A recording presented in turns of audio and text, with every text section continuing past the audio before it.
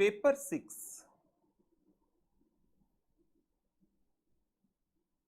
Auditing and assurance. अभी आपने कुछ नहीं लिखना, मैं आपके साथ कुछ बेसिक डिस्कशंस कर रहा हूं। बुक्स नहीं है कोई बात नहीं, मुझे पता है बुक्स नहीं है, टेंशन मत लो।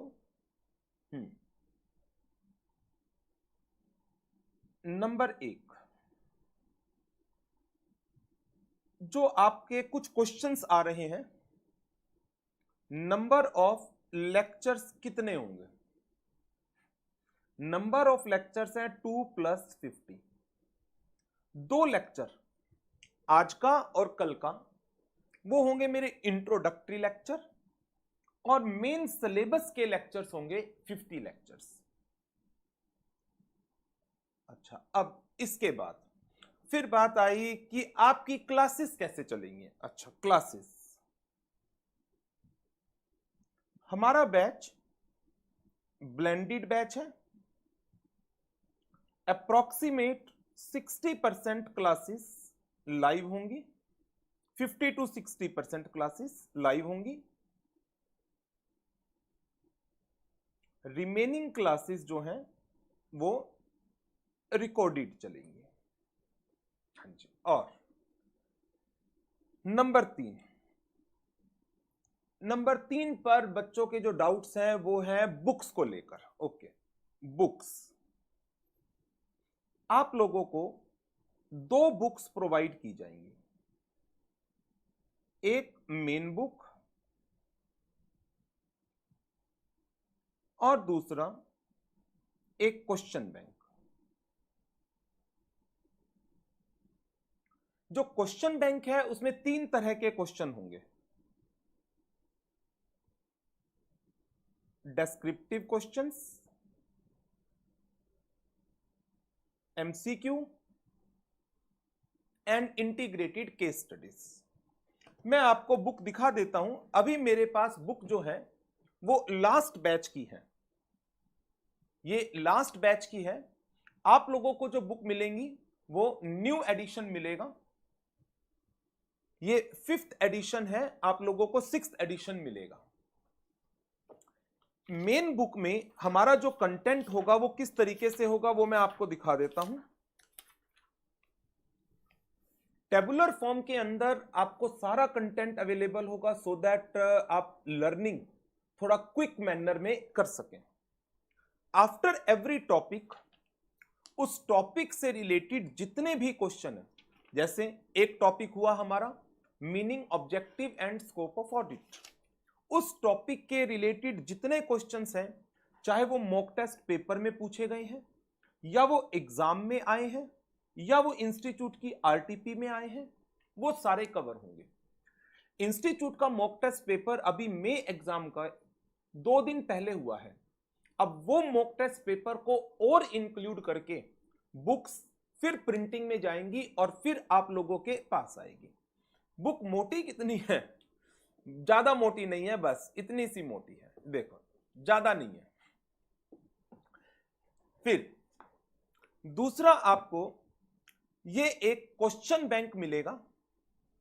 जैसे जैसे क्वेश्चन आपके मेन बुक में है, उसी हेडिंग के साथ आपको वही same question along with answer मिलेगा। जैसे आपने देखा कि मेन बुक के अंदर फर्स्ट क्वेश्चन एमटीपी अक्टूबर 19 का था, उसी क्वेश्चन का कंप्लीट आंसर यहां पर है। ऑब्जेक्टिव क्या है कि आपको पता हो कि किस क्वेश्चन की रिक्वायरमेंट क्या है और उसकी अकॉर्डिंगली आपको आंसर क्या देना है, आपको आंसर क्या देना है। नंबर 1, इसमें सारे डिस्क्रिप्टिव क्वेश्चंस होंगे, और उसके बाद सेकंड नंबर पर इसमें मल्टीपल चॉइस क्वेश्चंस होंगे फिर, और तीसरे नंबर पर अब इंस्टीट्यूट ने जुलाई 2020 एग्जाम से सिलेबस में इंटीग्रेटेड केस स्टडीज को इंक्लूड किया है। जो पुरानी बुक्स हैं उसमें इंटीग्रेटेड केस स्टडीज नहीं है, क्योंकि एग्जाम में पहली बार ये जुलाई 20 में अप्लाई होंगे। तो आपको जो बुक मिलेंगी उसके अंदर इंटीग्रेटेड केस स्टडीज भी इंक्लूड होंगी आप लोगों की प्रैक्टिस के लिए। ये 2 बुक्स आपको मिलेंगी। अब आपका क्वेश्चन आएगा कि सर ये बुक्स मिलेंगी कब तक? ये बुक्स आप लोगों को अराउंड मिड ऑफ जून तक अवेलेबल होंगे। रीजन, प्रिंटिंग प्रेस पूरी तरह से अभी ओपन नहीं हुई है, कोरियर सर्विसेज पूरी तरह से अभी तक एक्टिव नहीं हुई है। सो हमारी कोशिश है एट द अर्लीस्ट हम इन बुक्स को आप लोगों को प्रोवाइड कर सकें, बट फिर भी हम मिड ऑफ जून तक एक्सपेक्ट कर रहे हैं कि हम आप लोगों तक बुक्स को पहुंचा पाएंगे। जब तक आप लोगों को बुक्स नहीं मिलती तब तक के लिए हम आप लोगों को एलएमएस के ऊपर सॉफ्ट कंटेंट जो इनकी पीडीएफ है वो आपको अवेलेबल कराएंगे। ठीक है, होम डिलीवरी मिलेगा, वो होम डिलीवरी होगी या सेंटर की डिलीवरी होगी वो डिपेंड करता है उस समय पर जब बुक्स प्रिंट होकर के हमारे पास आ जाएंगे।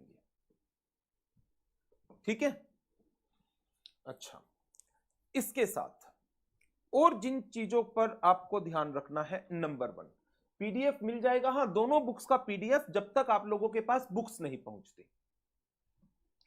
एल्डाइन ऐप का एलएमएस नहीं चलेगा, मेरे हिसाब से तो चलेगा शायद वो एलएमएस भी, पर्सनली कोरियर होगा या सेंटर पर मिलेगा, इसका जवाब मैंने अभी दिया आपको। ये चीज अभी हमें क्लियर नहीं है कि आगे की सिचुएशंस क्या रहती हैं, गवर्नमेंट की क्या गाइडलाइंस आती हैं, क्या वो इंस्टीट्यूशंस को ओपन करना अलाउ करेंगे या नहीं करेंगे। ठीक है, पीडीएफ का आप प्रिंट आउट ले सकते हैं, जो पीडीएफ मैं आपको प्रोवाइड करूंगा, आप लैपटॉप पर यदि अपने एलएमएस को ओपन करते हैं देन आप उसका पीडीएफ का प्रिंट ले सकते हैं, राइट। अच्छा, इसके अलावा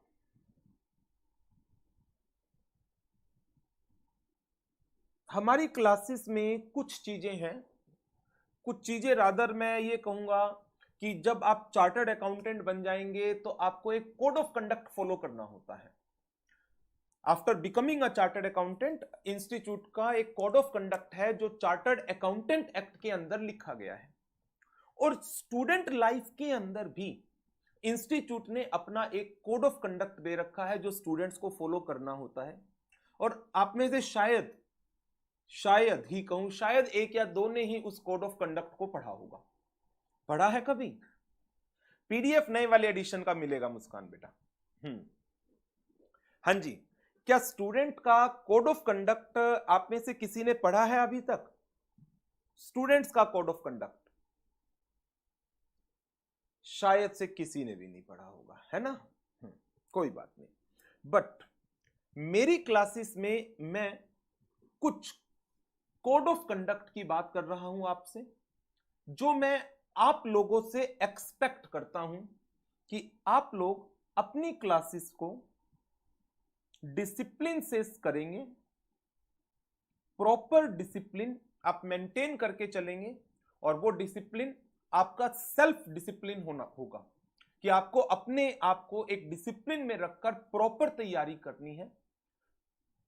ऑब्जेक्टिव ये है कि ये वो पेपर है हमारे कोर्स का जो आगे जाकर प्रोफेशन बनता है, और इंस्टीट्यूट की बहुत ज्यादा एक्सपेक्टेशन होती है इस पेपर के अंदर बच्चों से।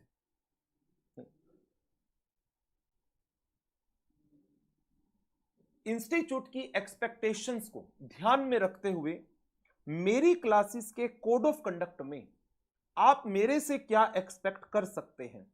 Number 1, enriched content,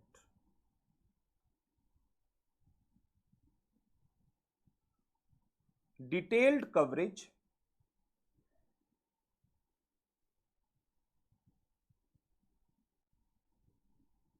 writing and presentation skills,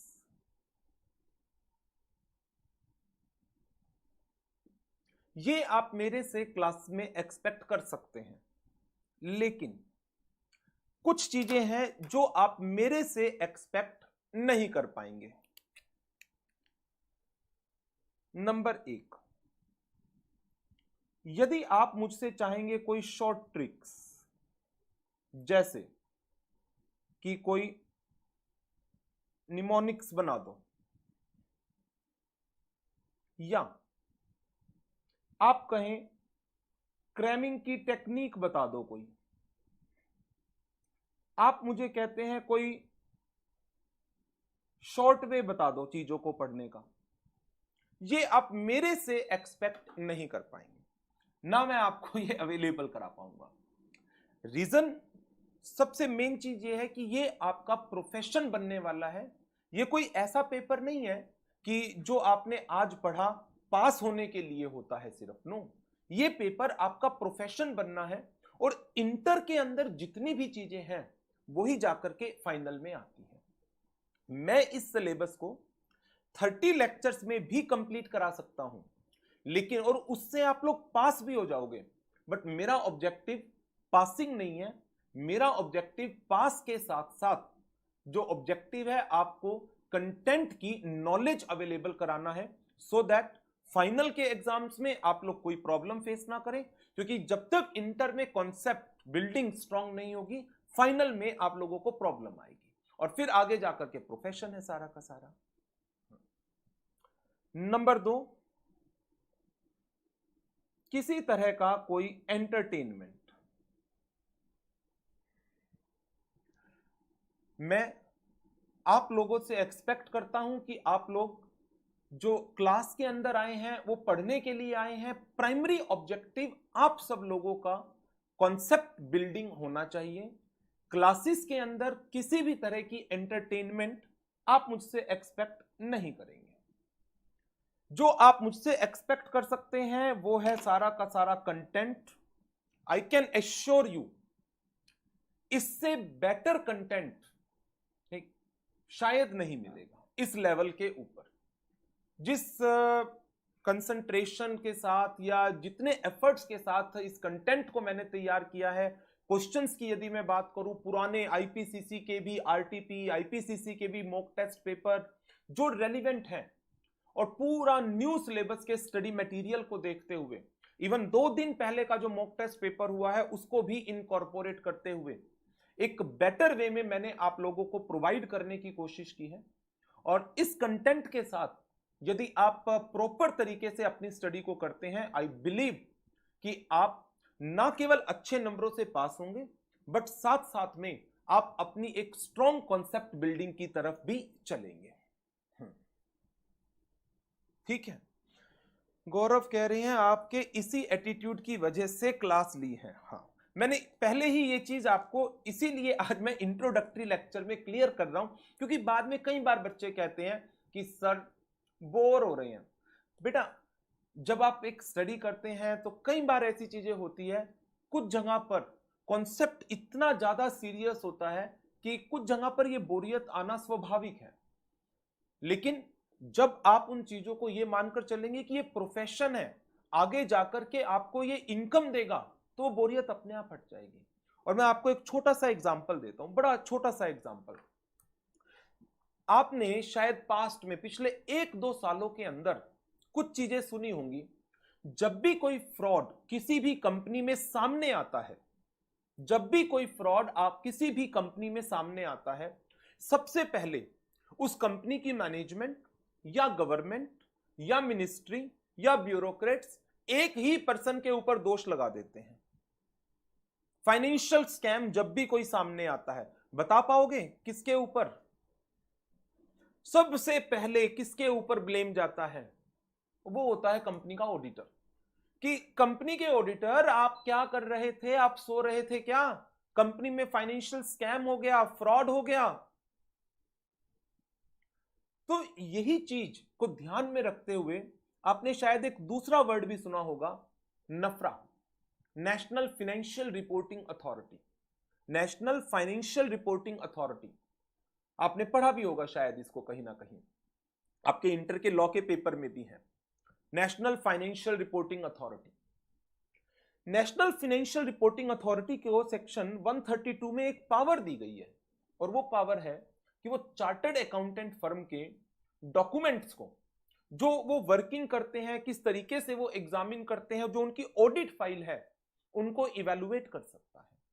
और यदि आप इंस्टीट्यूट की वेबसाइट पर जाएं तो इंस्टीट्यूट की वेबसाइट के ऊपर ही ठीक लेफ्ट हैंड साइड में आपको व्हाट्स न्यू के अंदर मिलेगा कि नफरा ने अपना पूरा एक डिटेल्ड प्रोसीजर इशू कर दिया है, जिसमें उसने कहा है कि हम चार्टर्ड अकाउंटेंट फर्म से उनकी ऑडिट फाइल की डिमांड करेंगे और हम चेक करेंगे कि क्या चार्टर्ड अकाउंटेंट फर्म प्रॉपर तरीके से काम कर रही है या नहीं कर रही। तो जो ये चीजें हैं, एक regulatory aspects day by day strict होते चले जा रहे हैं हमारे प्रोफेशन की तरफ।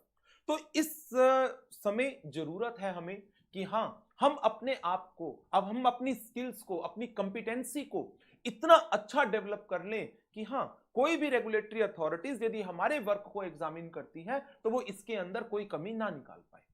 तो इसी थॉट के साथ आपको भी इन सब्जेक्ट को पढ़ना चाहिए। ऑडिटर की क्या पावर है अभी सब पढ़ेंगे।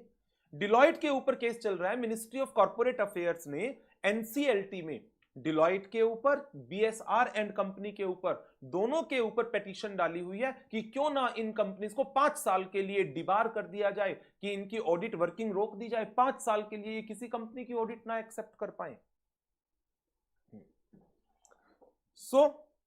ये था कुछ क्लासेस के बारे में। नाउ अब आगे बढ़ता हूं। कोशिश मेरी ये है कि मैं आपकी जो जो चीजों के डाउट्स होते हैं बेसिक, मैं उनको सबको डील कर लूं आज। कितने पेज की कॉपी यूज करनी है? जो मर्जी यूज कर लो, भर जाएगी तो दूसरी लगा लेंगे, इसमें क्या दिक्कत है। नंबर 5, हमारी क्लासेस का शेड्यूल क्या होगा? हमारी क्लासेस का शेड्यूल, अरे वाह, रोज गुप्ता ने कहा सर वो सेक्शन 140 सब सेक्शन 5 है। बिल्कुल सही।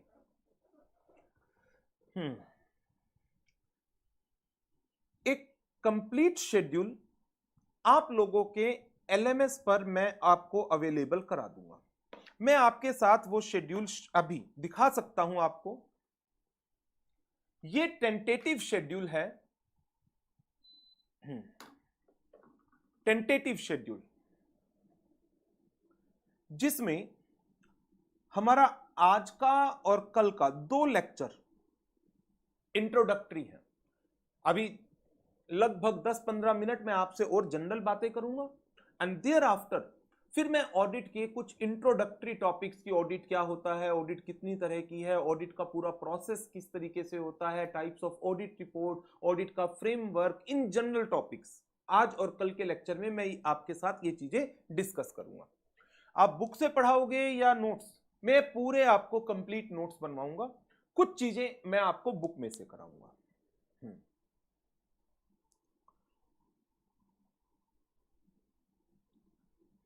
हमारा बैच ब्लेंडेड है। ब्लेंडेड का मतलब यह है कि इसमें से कुछ क्लास लाइव होगी, जैसे आज की क्लास लाइव हो गई, कल की भी लाइव है। ये सारा शेड्यूल अभी तो मेरा लाइव का है, सारा अभी तो मेरा शेड्यूल लाइव का है, बट कहीं पर भी क्लास रिकॉर्डिंग हो सकती है।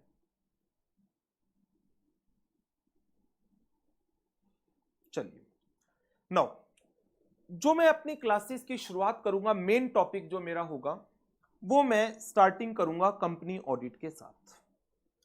आपके इंटर के लॉ के पेपर में कंपनी ऑडिट का एक कंप्लीट चैप्टर है, और वही सेम चैप्टर आपके ऑडिट के पेपर के अंदर भी है। सेम चैप्टर बिल्कुल जो आपका लॉ में है वही ऑडिट में है, और ऑडिट में रादर डिटेल्ड है। तो वहीं से मैं आपके इस पेपर की शुरुआत करूंगा। पहले हमारे 6 लेक्चर कंपनी ऑडिट के जो लॉ के साथ कॉमन है आपके, उनको हम कवर अप करेंगे।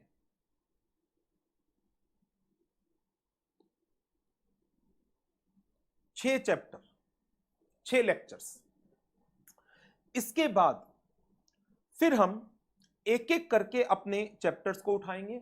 Chapter number 1, chapter number 2, chapter number 3, chapter number 4, 5, 6, 7, 8, 9, 10, 11, 12, और फिर सबसे लास्ट में अगेन कंपनी ऑडिट पर ही मैं खत्म करूंगा। लेकिन ये कंपनी ऑडिट वो है जो आप लॉ के पेपर में नहीं पढ़ते, लॉ के पेपर में नहीं पढ़ते। इसके अंदर कॉस्ट ऑडिट आएगा, ब्रांच ऑडिट आएंगी, ज्वाइंट ऑडिट आएगा, एंड कारो, कंपनीज ऑडिटर रिपोर्ट ऑर्डर। तो ऑब्जेक्टिव क्या है मेरा, ये 6 लेक्चर आप लोगों के जो हैं ये आप लॉ के लिए भी यूज कर सकते हैं, ऑडिट के लिए भी यूज कर सकते हैं। लास्ट वाले जो 3 लेक्चर होंगे मेरे ऑडिट के, वो सिर्फ और सिर्फ ऑडिट में यूज होंगे, लॉ के पेपर में यूज नहीं होंगे। कल ही चैप्टर पूरा हुआ है, अच्छा है, फिर दोबारा से आप यहां पर इनको रिवाइज कर लोगे। चलिए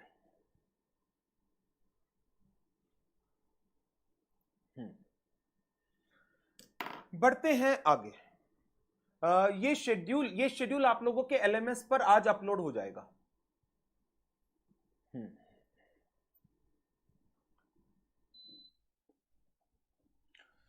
लैपटॉप पे पिक्चर का इशू है, अच्छा।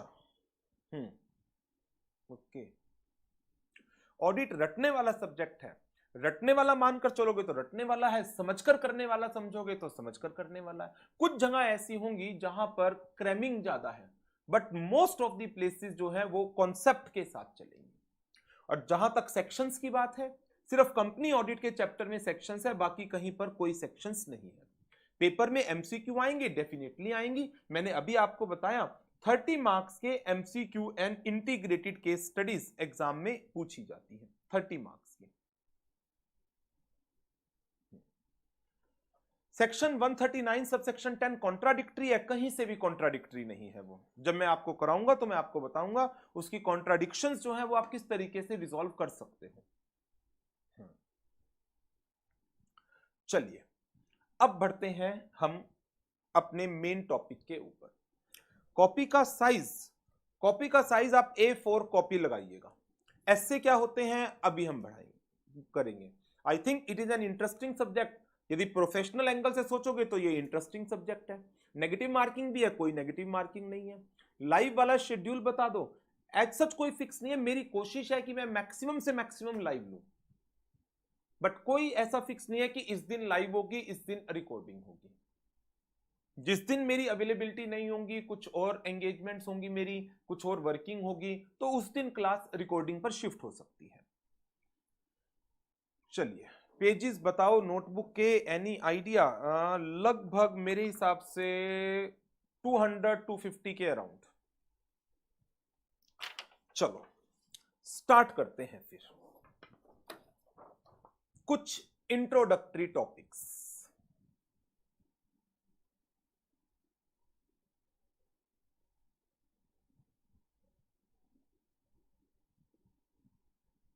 ये आपको नोट डाउन करने हैं। आप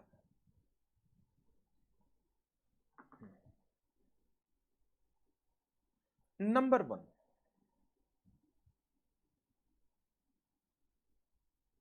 मीनिंग ऑफ ऑडिटिंग।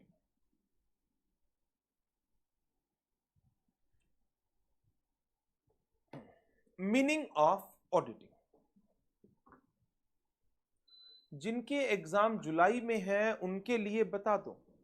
जिनके एग्जाम जुलाई में है उनके लिए क्या बताएं, उन लोगों को बहुत ज्यादा मेहनत करनी पड़ेगी, प्रेशर भी ज्यादा होगा। बट मानकर चलिएगा जिंदगी में कुछ समय ऐसे होते हैं जब ज्यादा प्रेशर झेलने पड़ते हैं, और वो समय यदि आपने प्रेशर झेल कर मेहनत के साथ निकाल लिया तो डेफिनेटली उसका बेनिफिट होल लाइफ में मिलेगा। टेस्ट होंगे, बिल्कुल होंगे, यदि आप लोग दोगे तो। मीनिंग ऑफ ऑडिटिंग, ऑडिटिंग को हम कैसे डिफाइन कर सकते हैं?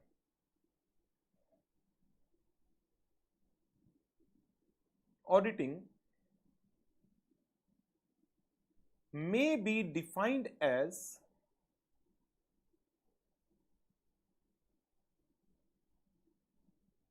systematic and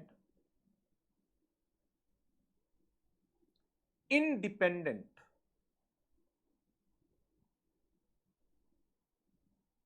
एग्जामिनेशन ऑफ, पहले आप ये डेफिनेशन लिखिए, फिर इसके एक एक वर्ड को मैं आप लोगों को एक्सप्लेन करूंगा। हाँ नोट करना है, ये नोट्स वैसे आप लोगों के एलएमएस पर भी अवेलेबल होंगे, बट आप लोग नोट करें साथ साथ ताकि रिटन प्रैक्टिस आप लोगों की हो सके। Systematic and independent examination of data, statements records, operations and performance of an entity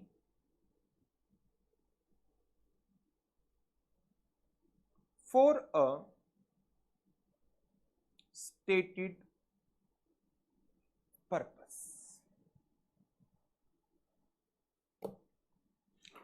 Now, ये डेफिनेशन है जो मुझे आपके साथ डिस्कस करनी है पूरी।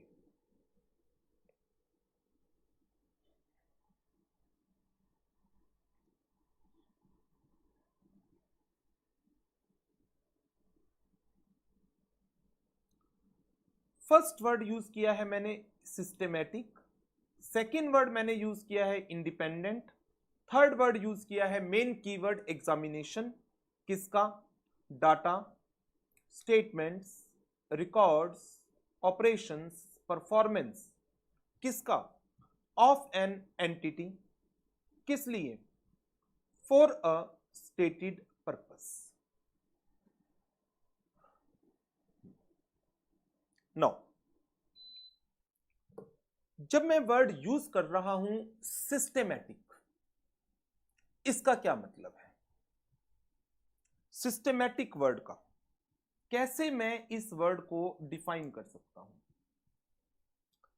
एक तो तरीका होता है कि जैसे मान लीजिए ये बुक है और इस बुक में मुझे कुछ पढ़ना है। मैंने क्या किया, चलो ये चार्ट सा आ रहा है, इस चार्ट को पढ़ लेता हूं, ये है क्या है। अच्छा, इसके बाद ये पढ़ने लगा, ये समझ नहीं आया, मैंने कहा छोड़ो, चलो ये तो चैप्टर बेकार है, अगले चैप्टर पर चलते हैं, किसी में कोई चार्ट वगैरह होंगे तो ठीक है। फिर मैंने 6 चैप्टर में एक चार्ट आया, इसको पढ़ लिया। क्या ये सिस्टेमैटिक तरीका है? क्या ये एक सिस्टेमैटिक तरीका है? नहीं। सिस्टेमैटिक क्या होगा कि आप स्टेप बाय स्टेप एक पर्टिकुलर प्रोसेस के थ्रू इन चीजों को करें। तो जब मैं सिस्टेमैटिक वर्ड की बात करता हूं तो टर्म सिस्टेमैटिक इंप्लाइज आप जो काम कर रहे हैं दैट इज प्रॉपरली प्लान्ड।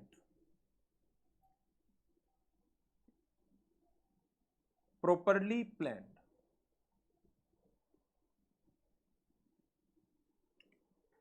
मैं कुछ की वर्ड के जनरल वर्ड लिख रहा हूं, आप इनको लिखना चाहें लिख लें और नहीं लिखना चाहें ना लिखें, क्योंकि डेफिनेशन ये है। अब मैं इस डेफिनेशन का ब्रेक करके आपको कुछ वर्ड्स बताने की कोशिश कर रहा हूं जो आपको मिलेंगे ऑडिट में।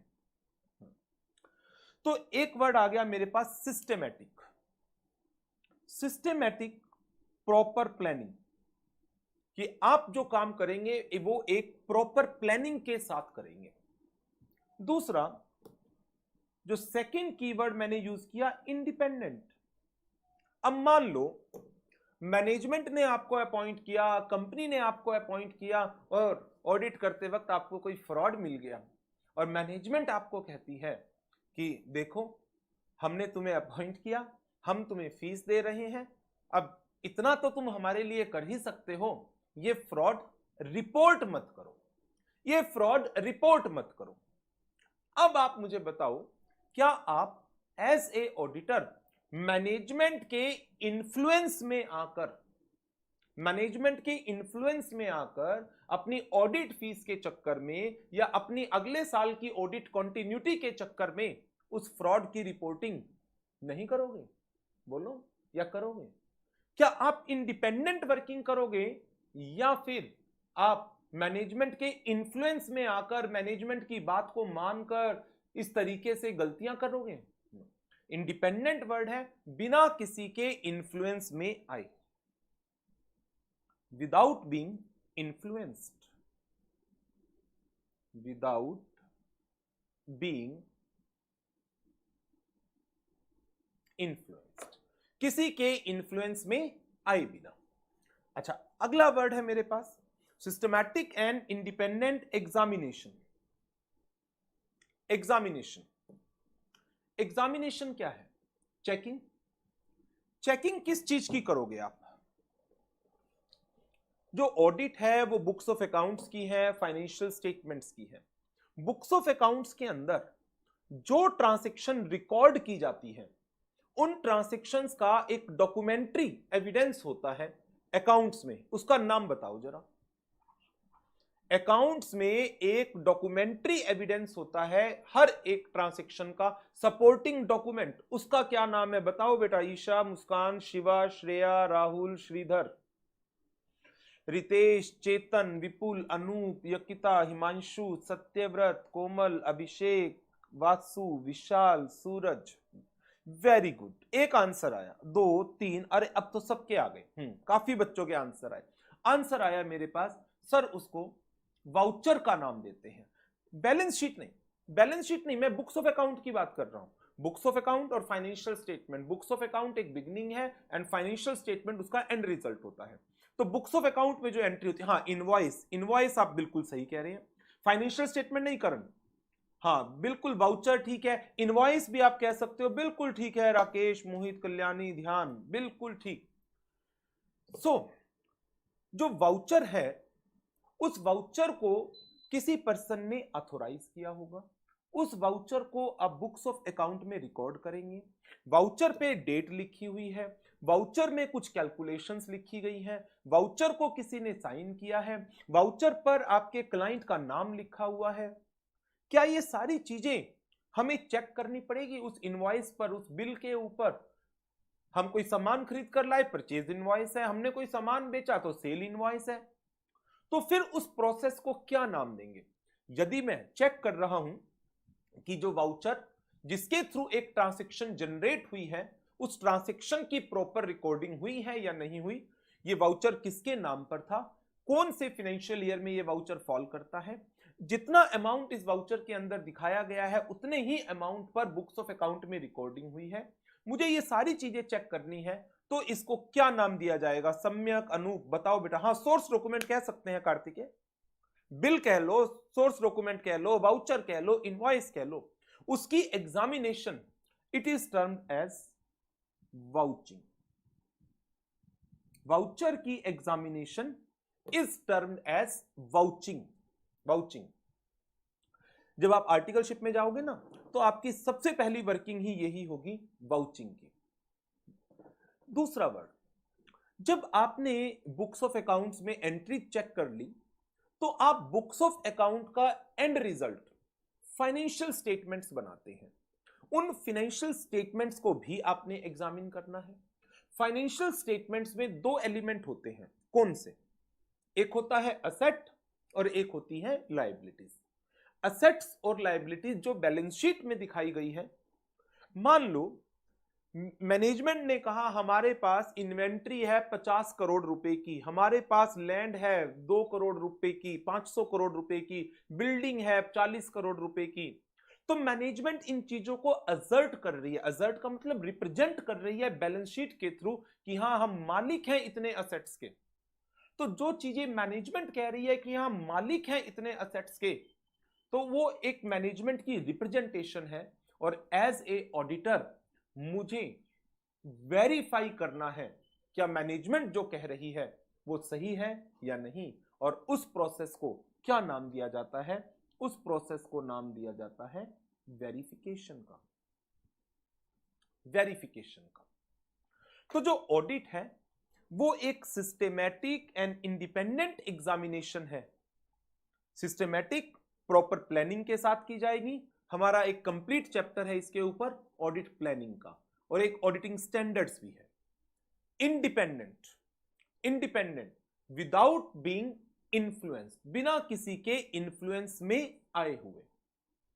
एग्जामिनेशन, वाउचिंग एंड वेरिफिकेशन, ये 2 कीवर्ड आपको सुनने को मिलेंगे। Vouching means examination of data, बिल्कुल। जो वाउचर है वो आपने बुक्स में रिकॉर्ड किया तो आप उसको एग्जामिन कर रहे हो उस डाटा को। कुछ बच्चों का वॉइस का इशू है, मैं इसको फिर अभी तो आज तो मैनेज करिए, मैं कल स्टूडियो में बात करके कि कैसे वो वॉइस तेज होगी, क्योंकि स्टूडियो की तरफ से जाती है ये वो वॉइस, तो कल मैं इसको एडजस्ट कराता हूं, आज तो मैनेज कर लो थोड़ा सा। और 2-4 बच्चे ही कह रहे हैं तुषार, बाकी बहुत कम मेरे पास ऐसी कोई प्रॉब्लम आ रही है वॉइस को लेकर। सो मैनेज टुडे। चलिए, अब मेरे पास वर्ड है डाटा, मुझे एग्जामिनेशन करनी है किसकी? डाटा की। मुझे एग्जामिनेशन करनी है स्टेटमेंट्स की, मुझे एग्जामिनेशन करनी है रिकॉर्ड्स की, मुझे एग्जामिनेशन करनी है ऑपरेशंस की, मुझे एग्जामिनेशन करनी है परफॉर्मेंसेस की। मींस क्या ऑडिट, क्या ऑडिट किसी भी चीज की हो सकती है? क्या एग्जामिनेशन तो किसी भी चीज का नहीं हो सकता क्या? हाँ, बच्चे कह रहे हैं वॉइस में कोई इशू नहीं है। भाई बच्चों के मैसेज हैं वॉइस में कोई इशू नहीं आ रहा, तो जिनके को वॉइस कम मिल रही है या तो वो ईयरफोन्स यूज करो या फिर स्पीकर यूज करो। सो वर्ड यूज्ड है डाटा। डाटा क्या होता है? एक बेसिक जो चीजें आप जैसे आपने कोई ट्रांजैक्शन एग्जीक्यूट की तो उस ट्रांजैक्शन को हम मनी की फॉर्म में कन्वर्ट कर देते हैं and that is what? Data. तो डाटा की एग्जामिनेशन है और ये data may be financial data हो सकता है, may be non financial data. जैसे मैं आपको एक सिंपल सा एग्जांपल देता हूं। आप लोगों ने फाइनेंशियल मैनेजमेंट में पढ़ा होगा वर्किंग कैपिटल। वर्किंग कैपिटल, तो जो वर्किंग कैपिटल होती है वो इन्वेंट्री के ऊपर बेस्ड होती है। तो जब एक बैंक या फाइनेंशियल इंस्टीट्यूशन इन्वेंट्री के अगेंस्ट वर्किंग कैपिटल लिमिट बनाता है तो क्या वो इन्वेंट्री की ऑडिट करवाएगा क्या? स्टॉक ऑडिट बोलते हैं जिसको। जब आप आर्टिकलशिप में जाओगे तो ये सारी चीजें आपको देखने को मिलेंगी, स्टॉक ऑडिट। और वहां पर इन्वेंट्री की वैल्यू के साथ साथ उस इन्वेंट्री की क्वांटिटी को भी चेक किया जाता है, स्टॉक स्टेटमेंट्स चेक की जाती हैं जो क्वांटिटी उसके अंदर दिखाई गई है। तो डाटा फाइनेंशियल भी हो सकता है मनी टर्म्स में, डाटा नॉन फाइनेंशियल भी हो सकता है। नॉन फाइनेंशियल का जो एग्जांपल है वो मैंने आपको दिया, जैसे इन्वेंट्री की क्वांटिटी की चेकिंग करवाना, इन्वेंट्री की क्वांटिटी की चेकिंग कराना। स्टेटमेंट्स, ये तो सबसे सिंपल है, इसका एग्जांपल तो आप ही दोगे मुझे। बताओ जी, सचिन, आयुष, गिरिराज, गरिमा, प्रियांशी, सलोनी, अभिषेक। हाँ जी बताओ बेटा, श्रेयांश, कार्तिक, ईशा, श्रीधर। कोई स्टेटमेंट्स की ऑडिट। आप लोग एक स्टेटमेंट बनाते हो और 3-4 सालों से बना रहे होंगे, जब से 11th में कॉमर्स ली होगी तब से वो स्टेटमेंट बना रहे हो। उस स्टेटमेंट का नाम बताओ। यस, उस स्टेटमेंट का नाम है फाइनेंशियल स्टेटमेंट्स। फाइनेंशियल स्टेटमेंट्स की ऑडिट ये सबसे मेन ऑडिट होती है, ये ऑडिट सबसे मेन होती है। फिर records, records like books of accounts. अच्छा, एक डिफरेंस आप मुझे बताओ जरा, what is the difference between the books of account and the financial statement? Company law के अंदर बुक्स ऑफ अकाउंट कौन से सेक्शन में डिफाइंड है? जी ध्यान, उत्कर्ष, राहुल बताएं, ईशा। कंपनी लॉ में बुक्स ऑफ अकाउंट कौन से सेक्शन में डिफाइंड है और फाइनेंशियल स्टेटमेंट वर्ड कौन से सेक्शन में डिफाइंड है? जवाब आता है कि books of account word defined है, डिफाइंड है, डिफाइंड है। जवाब आया आया आया, नहीं आया। फाइनेंशियल स्टेटमेंट वर्ड कौन से सेक्शन में डिफाइंड है? जवाब आएगा आएगा आएगा आएगा आएगा आएगा, नहीं आया। आपने मुझे बताया है गरिमा, आयुषी, गौरव, तुषार 128 में बुक्स ऑफ अकाउंट मेंटेन करने का तरीका है। मैं आपसे डेफिनेशन जानना चाह रहा हूं, बुक्स ऑफ अकाउंट और फाइनेंशियल स्टेटमेंट कौन से सेक्शन में डिफाइंड है? Definition, books of account defined है section 2 clause 13, section 2 clause 13। Maintain होंगी इसका सारी डिटेल सेक्शन 128 में है। फाइनेंशियल स्टेटमेंट डिफाइंड है सेक्शन 2 क्लॉज, बताओगे? यस कोमल, वेरी गुड बेटा, सेक्शन 2 क्लॉज 40 में। बुक्स ऑफ अकाउंट में 4 रिकॉर्ड होते हैं, बुक्स ऑफ अकाउंट में 4 रिकॉर्ड होते हैं, कौन कौन से? राशि बेटा, सेक्शन 2 क्लॉज 41 में फाइनेंशियल ईयर है, फाइनेंशियल स्टेटमेंट 240 में है। बुक्स ऑफ अकाउंट में 4 वर्ड होते हैं, क्या क्या? Financial statement represent books of account. Okay, books of account के 4 वर्ड नहीं ध्यान आ रहा, कोई बात नहीं, किसी को तो ध्यान आएगा, नहीं आएगा तो मैं बताऊंगा। यस, पुलकित ने कहा सर एक कैश बुक होती है। दूसरा journal ledger, general ledger, general ledger, trial balance ना, वाउचर नो। सेक्शन 2 क्लॉज 13 में आपको बताता हूं क्या कहता है। सेक्शन 2 क्लॉज 13 कहता है the term books of account includes the books relating to cash receipt and payment, इसका मतलब cash book, books relating to sale and purchase, that is sale book and purchase book, books relating to assets and liabilities, that is general ledger, not journal, rather general ledger. And number 4 पर books of accounts relating to maintenance of cost records, that is material, labour and other items of cost. तो तीसरा जो है वो है हमारे पास cost records, cost records.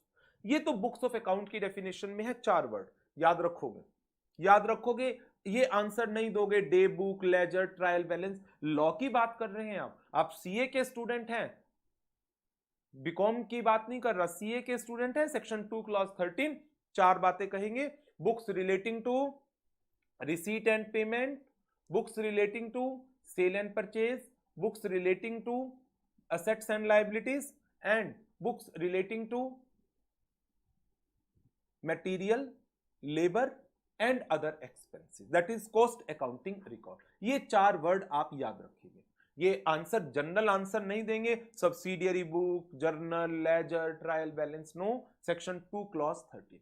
और इसी तरह से यदि आप इन चीजों को टेक्निकली लेकर के चलेंगे, एटलीस्ट यदि मेरे पेपर में भी ले लोगे ना सारी चीजों को टेक्निकली, तो काफी सारी चीजें लॉ की, टैक्स की, अकाउंट्स की रिवाइज होती चली जाएंगी।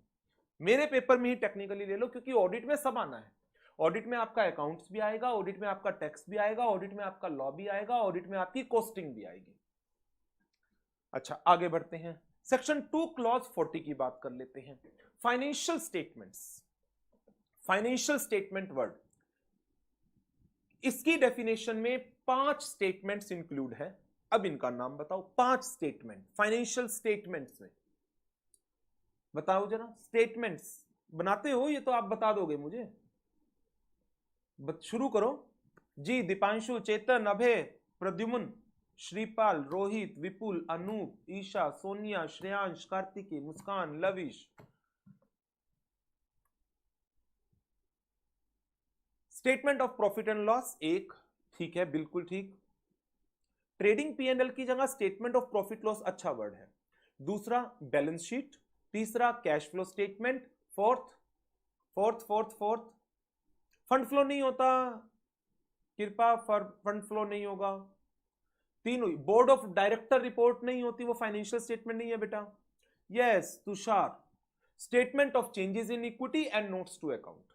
5 वर्ड याद रखिएगा और इंपॉर्टेंट क्वेश्चन है। और यदि लॉ का पेपर उठाकर देखोगे तो लॉ के पेपर में ये फाइनेंशियल स्टेटमेंट का क्वेश्चन आया हुआ है 3 नंबर का, 3 या 4 नंबर का। Define financial statement under the company act 2013। तो under the company act 2013 section 2 clause 40 defines financial statement so as to cover 5 statement: balance sheet, statement of profit loss, cash flow statement, explanatory notes to account and statement of changes in equity. Auditor report नहीं, auditor report is not a financial statements, auditor report is not a financial statement. आपको थोड़ा strict होकर law को पढ़ना होगा। Strict का मतलब strict interpretation, interpretation आपने पढ़ रखी है, राइट आर्यन? चलो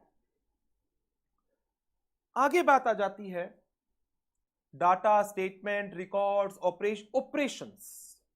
ऑपरेशंस की भी एग्जामिनेशन हो सकती है, जैसे क्या प्रोडक्शन एक्टिविटी को चेक किया जा सकता है? क्या फिनेंस ऑपरेशंस को चेक किया जा सकता है? क्या मार्केटिंग ऑपरेशंस को चेक किया जा सकता है? जी हां, इसको बोला जाता है ऑपरेशनल ऑडिट। लिखवा दो, चिंता मत करो, आज और कल की क्लास इंट्रोडक्टरी ले रहा हूं मैं। बहुत सारी चीजों को जो आपने इधर उधर पढ़ रखी है आपके माइंड में ला रहा हूं। जब मैं आपको चैप्टर कराना शुरू करूंगा तो मैं आपको नोटिंग कराऊंगा, टेंशन मत लो उसकी। अभी तो मैं आपको सिर्फ ऑडिट के अंदर ला रहा हूं दूसरे सब्जेक्ट से उठाकर। कभी मैं आपको लॉ से लेकर आऊंगा, कभी मैं टैक्स में से लेकर आऊंगा, कभी अकाउंट्स में से लेकर आऊंगा। तो मैं आपको बताना चाह रहा हूं ऑडिट बेसिकली है क्या। ऑडिट एक एप्लीकेशन है बाकी सारे सब्जेक्ट्स की। सारे सब्जेक्ट्स की एप्लीकेशन ऑडिट होती है। सो यदि आपको असाइनमेंट दी जाती है बिजनेस के ऑपरेशंस को एग्जामिन करने की, उसको बोला जाता है ऑपरेशनल ऑडिट। और सीए फाइनल में आपके सिलेबस में है ऑपरेशनल ऑडिट। आज का और कल का लेक्चर, ठीक, यदि किसी बच्चे का रह भी जाता है या किसी का कोई ऑडियो वीडियो इशू है, नो प्रॉब्लम। आज के और कल के दोनों लेक्चर आप लोगों को एलएमएस के ऊपर, यूट्यूब के ऊपर अवेलेबल होंगे, पहले 2 क्लासेस। ठीक है। ऑपरेशनल ऑडिट सीए फाइनल में आएगी। परफॉर्मेंस, हम परफॉर्मेंस किसी भी चीज की चेक कर सकते हैं। परफॉर्मेंस फाइनेंशियल भी हो सकती है और नॉन फाइनेंशियल भी हो सकती है, और अदरवाइज ना लिखे तो दिक्कत है, कोई दिक्कत नहीं है, एलएमएस पर आएंगे, प्रिंट निकाल लेना, बट लिखोगे तो बेटर रहेगा, राइटिंग स्किल्स इंप्रूव होंगी और एग्जाम में एक कॉन्फिडेंस लेवल रहेगा आपका आंसर लिखने का। फाइनेंशियल परफॉर्मेंस तो प्रॉफिट एंड लॉस अकाउंट से पता चल जाती है। अदरवाइज में मैं आपको ह्यूमन रिसोर्स का एग्जांपल लेकर चलता हूं। ह्यूमन रिसोर्स का, क्या हम जो हमारा एम्प्लॉय बेस होता है, एम्प्लॉय रिसोर्स है, क्या एनुअल बेसिस पर जितनी बड़ी बड़ी ऑर्गेनाइजेशंस हैं अपनी मैन पावर की परफॉर्मेंस इवैल्यूएट करती है क्या? बताइए, क्या बड़ी बड़ी ऑर्गेनाइजेशंस मैन पावर की परफॉर्मेंस इवैल्यूएट करती है क्या? जवाब है हां। किस पर्पस के लिए? ताकि उनका इंक्रीमेंट फिक्स हो सके, उनको प्रमोट करना है तो प्रमोशन दिया जा सके। That is what performance evaluation of human resource. इसी तरीके से बिजनेस के ऑपरेशंस की परफॉर्मेंस को चेक किया जा सकता है। इनपुट आउटपुट, आपने एक वर्ड पढ़ा, अरे वाह, मैं वही चीज आने वाला था इसी पर, और हिमांशु ने वो वर्ड यूज भी कर लिया। मैं इसी वर्ड पर आ रहा था, स्टैंडर्ड कॉस्टिंग के ऊपर। स्टैंडर्ड कॉस्टिंग, क्या वहां पर आप कुछ स्टैंडर्ड्स फिक्स करके एक्चुअल को उन स्टैंडर्ड्स के अगेंस्ट कंपेयर करते हैं? कुछ क्वांटिटी वेरिएंस होते हैं और कुछ मनी वेरिएंसेस, वैल्यू वेरिएंसेस होते हैं, material cost variance, material price variance, material value variance, जिसके थ्रू आप परफॉर्मेंसेस इवैल्यूएट करते हैं। और एक होता है मटेरियल यील्ड वेरिएंस, यील्ड, जिसके अंदर आप इनपुट आउटपुट को कंपेयर करते हैं कि इतना मटेरियल इनपुट लगाया था और आउटपुट क्या आई है। That is what performance. किस चीज की? जो परफॉर्मेंस है किस चीज की? प्रोडक्शन की, कि इतना रॉ मटेरियल यूज करके इतनी आउटपुट बननी चाहिए थी, बट आउटपुट आई क्या है? That is again what an audit. तो इस तरीके से यदि आप अपने मैन पावर रिसोर्सेज की ऑडिट करते हैं, उसको बोला जाता है मैनेजमेंट ऑडिट। ठीक है। ऑपरेशन, बिजनेस के ऑपरेशंस, प्रोडक्शन ऑपरेशन हो गया, मार्केटिंग ऑपरेशन, इतनी सेल होनी चाहिए थी, कितनी की है सेल, उसकी इवैल्यूएशन, किसी भी चीज की एग्जामिनेशन की जा सकती है। अच्छा, ऑपरेशंस के एग्जांपल दो। अच्छा, मुझे एक चीज बताओ, बड़ा एक सिंपल सा एग्जांपल मैं आप लोगों का लेता हूं, एक नॉर्मल एग्जांपल लेता हूं ऑपरेशनल एक्टिविटी के ऊपर। एक पर्सन को ऑपरेशनल मैनेजर अपॉइंट किया गया एक पर्टिकुलर ब्रांच का, और उसको कहा गया आज से इस ब्रांच के सारे ऑपरेशंस आप देखेंगे, सेल आप देखेंगे, परचेजेस आप देखेंगे, मैन पावर को आप देखेंगे, और आपने किस तरीके से काम किया हम उसकी इवैल्यूएशन करेंगे। एक वर्ड आप लोग पढ़ते हैं कॉस्ट अकाउंटिंग में, that is termed as cost centre. पढ़ा है सबसे पहले चैप्टर में, cost centre, responsibility centre, profit centre, investment centre. तो जब मैं कॉस्ट सेंटर की बात करता हूं, वो सेंटर है क्या? बेसिकली एक लोकेशन, एक पर्टिकुलर यूनिट जिसके अगेंस्ट आप कॉस्ट को मेजर करते हैं। तो बिजनेस की ऑपरेशंस उनको की परफॉर्मेंस को भी मेजर किया जा सकता है। बैंकिंग सिस्टम के अंदर हम बात करें, जो बैंकिंग सिस्टम्स के अंदर टेक्निकल एस्पेक्ट्स यूज किए जाते हैं, उन टेक्निकल ऑपरेशंस की भी ऑडिट होती है। टेक्निकल ऑपरेशंस की कि क्या बैंक के सॉफ्टवेयर्स इतने इंटीग्रेटेड हैं कि वो डाटा को सेव कर पा रहे हैं या नहीं कर पा रहे। That is known as system audit. So operations, performances, किसी भी चीज की इवैल्यूएशन हो सकती है। जैसे आपने सब्जेक्ट पढ़ा और आपका एक टेस्ट लिया गया, तो वो टेस्ट क्या है श्रेयांश? एक परफॉर्मेंस इवैल्यूएशन। आपके जैसे इंटर में आप एक पेपर पढ़ते हैं ना, कॉस्ट अकाउंटिंग, फाइनल में उस पेपर का नाम क्या है पता है? Strategic cost management and performance evaluation. Strategic cost management and performance evaluation, right? So किसी भी चीज की ऑडिट हो सकती है, बट अब मैं आता हूं एक मेन वर्ड के ऊपर, उसका जवाब दीजिएगा मुझे। As a chartered accountant, primarily we are concerned with data audit, financial statement audits, operation audit, performance audit. कोई भी चीज है, इन सब में हम फाइनेंशियल एस्पेक्ट्स के ऊपर ज्यादा वर्किंग करते हैं या नॉन फाइनेंशियल्स पर? बताइए आप जरा। ये मेरा आपसे क्वेश्चन है। एज ए चार्टर्ड अकाउंटेंट हमारी जो बेसिक वर्किंग है वो किस चीज पर सबसे ज्यादा होगी? ऑपरेशन क्लियर नहीं हुआ, कोई इशू नहीं है बेटा, अभी आज तो शुरू किया है, ये चीजें आएंगी बहुत डिटेल में। हमारा मेन ऑब्जेक्टिव क्या है? फाइनेंशियल एस्पेक्ट्स की एग्जामिनेशन या नॉन फाइनेंशियल एस्पेक्ट्स की एग्जामिनेशन? मुझे नहीं लगता कि कोई भी बच्चा मुझे इसका गलत आंसर देगा। मुझे लगता है सबके सब सही आंसर देंगे, सबके सब सही आंसर देंगे, सबके सब सही आंसर देंगे। हिमांशु जानबूझकर गलत आंसर दे रहा है। सबके सब आंसर देंगे और सब सही आंसर देंगे। यस, सबका आंसर एक ही आ रहा।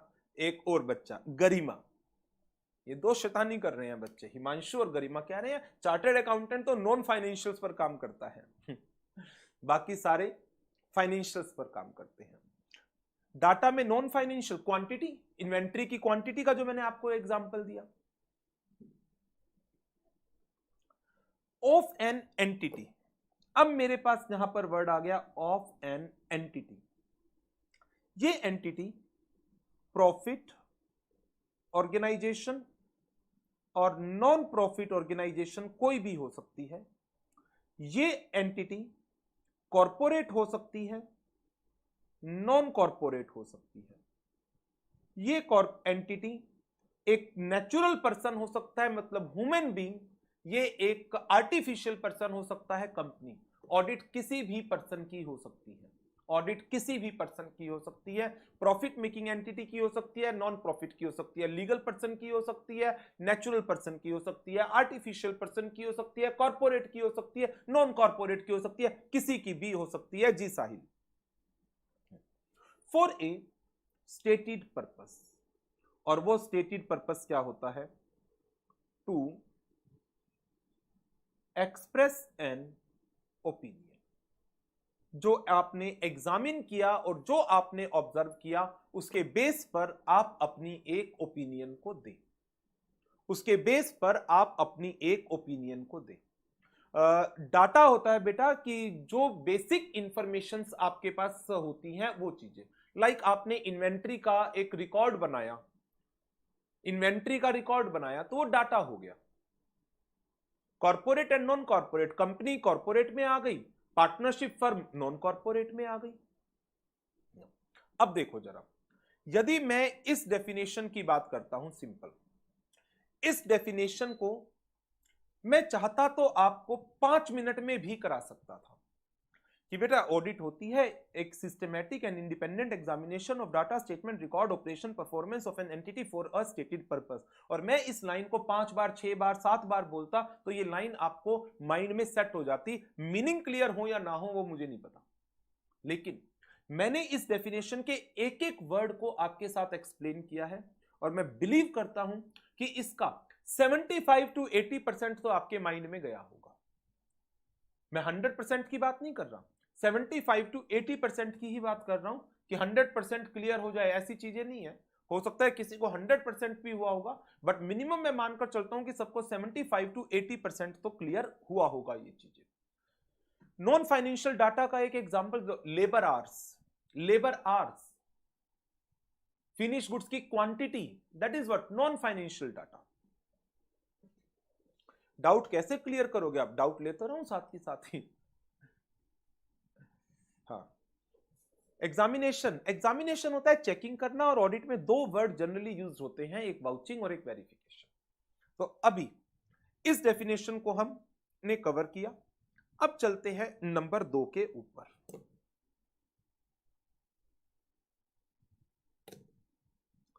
कुछ चीजें अभी समझ में अच्छी तरह से आएंगी, कुछ चीजों पर अभी डाउट्स मेंटेन्ड रहेंगे, कोई प्रॉब्लम नहीं है।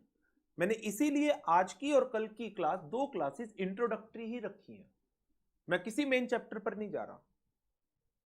Number 2, framework of auditing.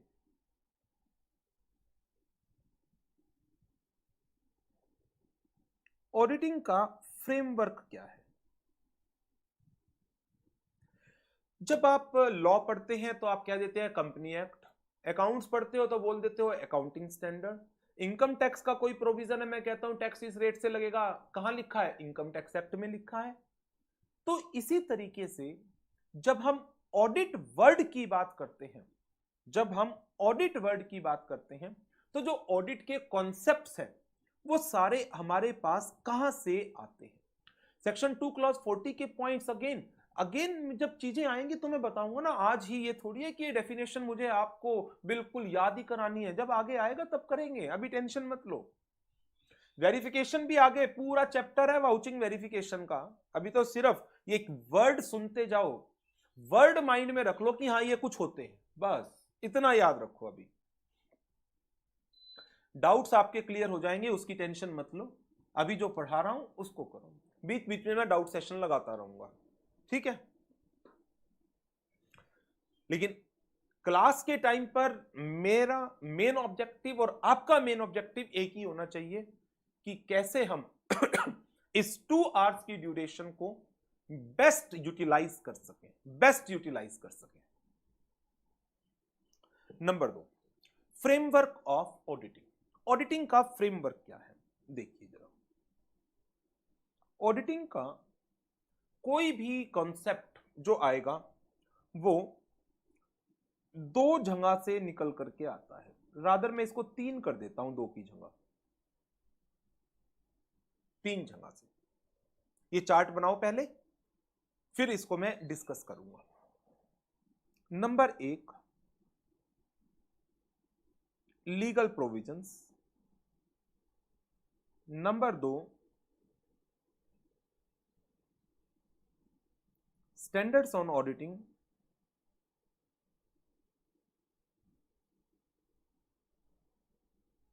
And number 3, pronouncements. Legal provisions, for example companies act 2013, for example income tax act 1961, for example CGST act 2017, for example LLP act 2008, for example cooperative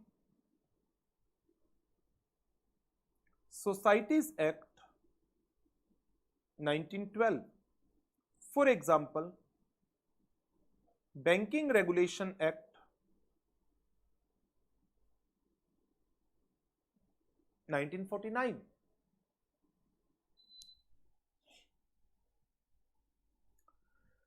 standards on auditing,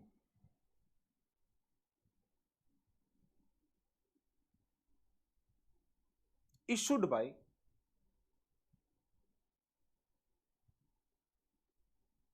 issued by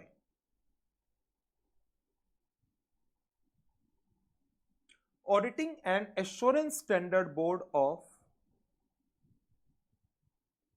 ICAI, International Auditing and Assurance Standard Board of IFAC। ये issue करता है standards on auditing और ये issue करता है international standards on auditing.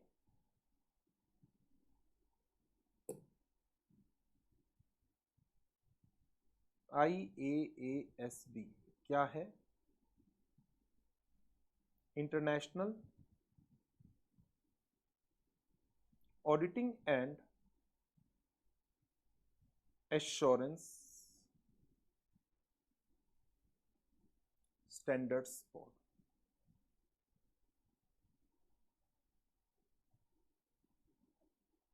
And IFAC क्या है?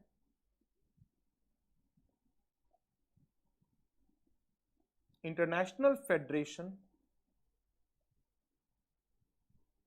Of accountants.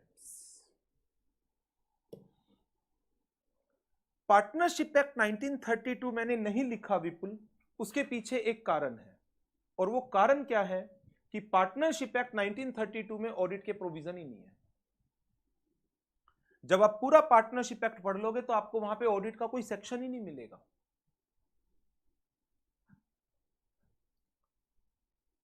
तो मैं पहले ये 2 पॉइंट्स आपके साथ डिस्कस करता हूं, आप नोट कर लो इनको।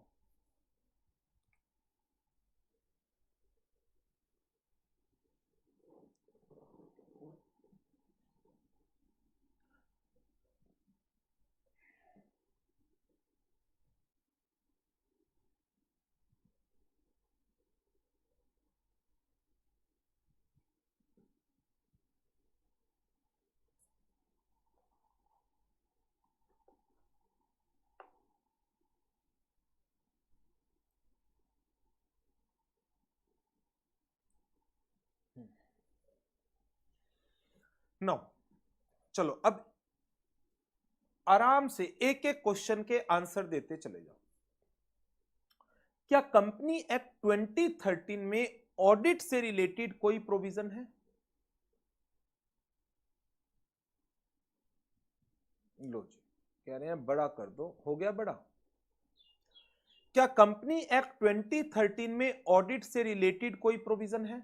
जी हां, और आप लोगों ने पढ़े भी हैं, सेक्शन 139 से लेकर सेक्शन 148 तक। नंबर 2, इनकम टैक्स एक्ट 1961 में ऑडिट से रिलेटेड प्रोविजन है, पढ़ रखे हैं आपने? जी हां, इनकम टैक्स एक्ट 1961 में भी है। जैसे फॉर एग्जांपल सेक्शन, कौन सा सेक्शन बता दो? इनकम टैक्स एक्ट का सेक्शन पढ़ रखा है। इनकम टैक्स एक्ट मैंने बोला था मैं आज सारी जगह से आपको ले आऊंगा ऑडिट के अंदर। टैक्स ऑडिट का सेक्शन बताओ ना जी। 44 AB of income tax act. CGST act 2017 पढ़ा हुआ तो है आपने, बट शायद ऑडिट का नहीं प्रोविजन पढ़ा होगा। जीएसटी ऑडिट तो नहीं पढ़ी अभी, इंटर के सिलेबस में नहीं है I think. GST audit inter के सिलेबस में तो नहीं थी जीएसटी में, या थी? Section 35 sub section 5, section 35 of CGST act audit के प्रोविजन देता है। LLP act rule 24, cooperative societies act उसके अंदर भी प्रोविजन है, बैंकिंग रेगुलेशन एक्ट उसके अंदर भी प्रोविजन है ऑडिट के। और मैंने ये जो सारे नाम लिखे हैं, मैंने ये इसलिए लिखे कि ये सारी की सारी ऑडिट हमारे सिलेबस के अंदर है। जब आप आगे चलेंगे तो आपको एक ऑडिट मिलेगी, ऑडिट ऑफ कोऑपरेटिव सोसाइटीज, जिसके अंदर हम कोऑपरेटिव सोसाइटी एक्ट 1912 पढ़ेंगे। एक ऑडिट आपको मिलेगी एलएलपी की, एलएलपी ऑडिट, जिसमें सेक्शन 34 और रूल 24 पढ़ेंगे आप, ऑडिट ऑफ एलएलपी। इसके अलावा कोऑपरेटिव, एक पूरा चैप्टर नंबर 12 वो तो है ही पूरा का पूरा आपका बैंक ऑडिट के ऊपर, बैंकिंग रेगुलेशन एक्ट के ऊपर। सो ये भी आपके सिलेबस में है, ये भी आपके सिलेबस में है, ये भी आपके सिलेबस में है, ये भी आपके सिलेबस में है। ये आपके सिलेबस में फाइनल में आएगा। इनकम टैक्स की ऑडिट और जीएसटी लॉ की ऑडिट, ये दोनों आपके सिलेबस में सीए फाइनल में आएंगे। बट कंपनी की ऑडिट, एलएलपी की ऑडिट, सोसाइटी की ऑडिट, बैंक की ऑडिट, ये इंटर में ही हमें पढ़ने को मिलेंगे। तो देखो, ऑडिट का एक एस्पेक्ट तो कहां से आया, लॉ से निकल करके आ गया। नंबर 2, अब मुझे एक चीज बताओ, जब कंपनी एक्ट में मैं आपको ऑडिट कराऊंगा तो मैं क्या कोई प्रोविजन अपने अलग बनाऊंगा, या जो आपने लॉ में पढ़ रखे हैं उन्हीं को ही इलैबोरेट करूंगा? बताओ, उन्हीं को ही इलैबोरेट करेंगे। ऑडिट के रेफरेंस में कोई प्रोविजन थोड़ी चेंज हो जाएगा। वही चीज एलएलपी एक्ट के अंदर है, एलएलपी फाउंडेशन में था। उसके बाद बात आ जाती है स्टैंडर्ड्स ऑन ऑडिटिंग के। जैसे ऑडिटिंग अकाउंटिंग के स्टैंडर्ड है। अकाउंटिंग के स्टैंडर्ड एक पर्सन को गाइड करते हैं how the financial transactions are to be recorded in the books of account, और इसका इंपैक्ट हमें फाइनेंशियल स्टेटमेंट्स के अंदर किस तरीके से देना है। ये चीजें अकाउंटिंग स्टैंडर्ड्स हमें गाइड करती हैं।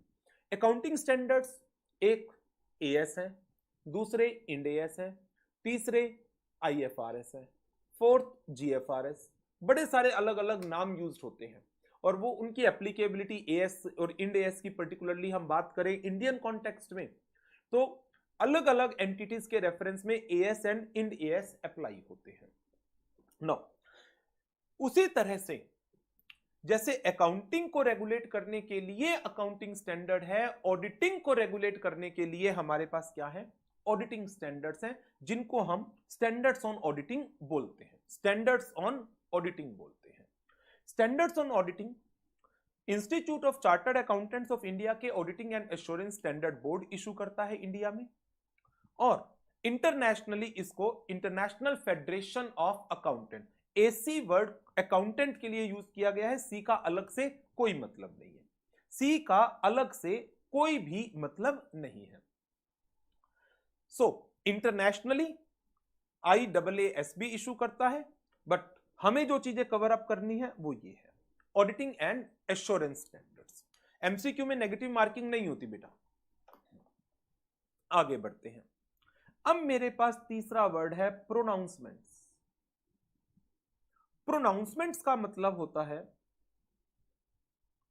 Formal announcements. अब अनाउंसमेंट तो अनाउंसमेंट है, फॉर्मल इनफॉर्मल का क्या मतलब हुआ? अनाउंसमेंट तो अनाउंसमेंट है। ऑडिटिंग की डेफिनेशन में मे भी क्यों आया? क्योंकि इसको हम बहुत अलग अलग तरीकों से डिफाइन कर सकते हैं। अलग अलग जगह पर इसकी अलग अलग डेफिनेशन है। जीएसटी एक्ट के अंदर अलग डेफिनेशन दी गई है, और गाइडेंस नोट्स में अलग डेफिनेशन है। It may be change. SA stands for standards on auditing. बहुत सारे स्टैंडर्ड्स हैं, बहुत सारे, और काफी सारे हमारे सिलेबस में भी है। चैप्टर 1 जब मैं आपको कराऊंगा तो उसके अंदर मैं आपको ये कराऊंगा। ये रही पूरी की पूरी लिस्ट स्टैंडर्ड्स की। बहुत सारे स्टैंडर्ड्स हैं।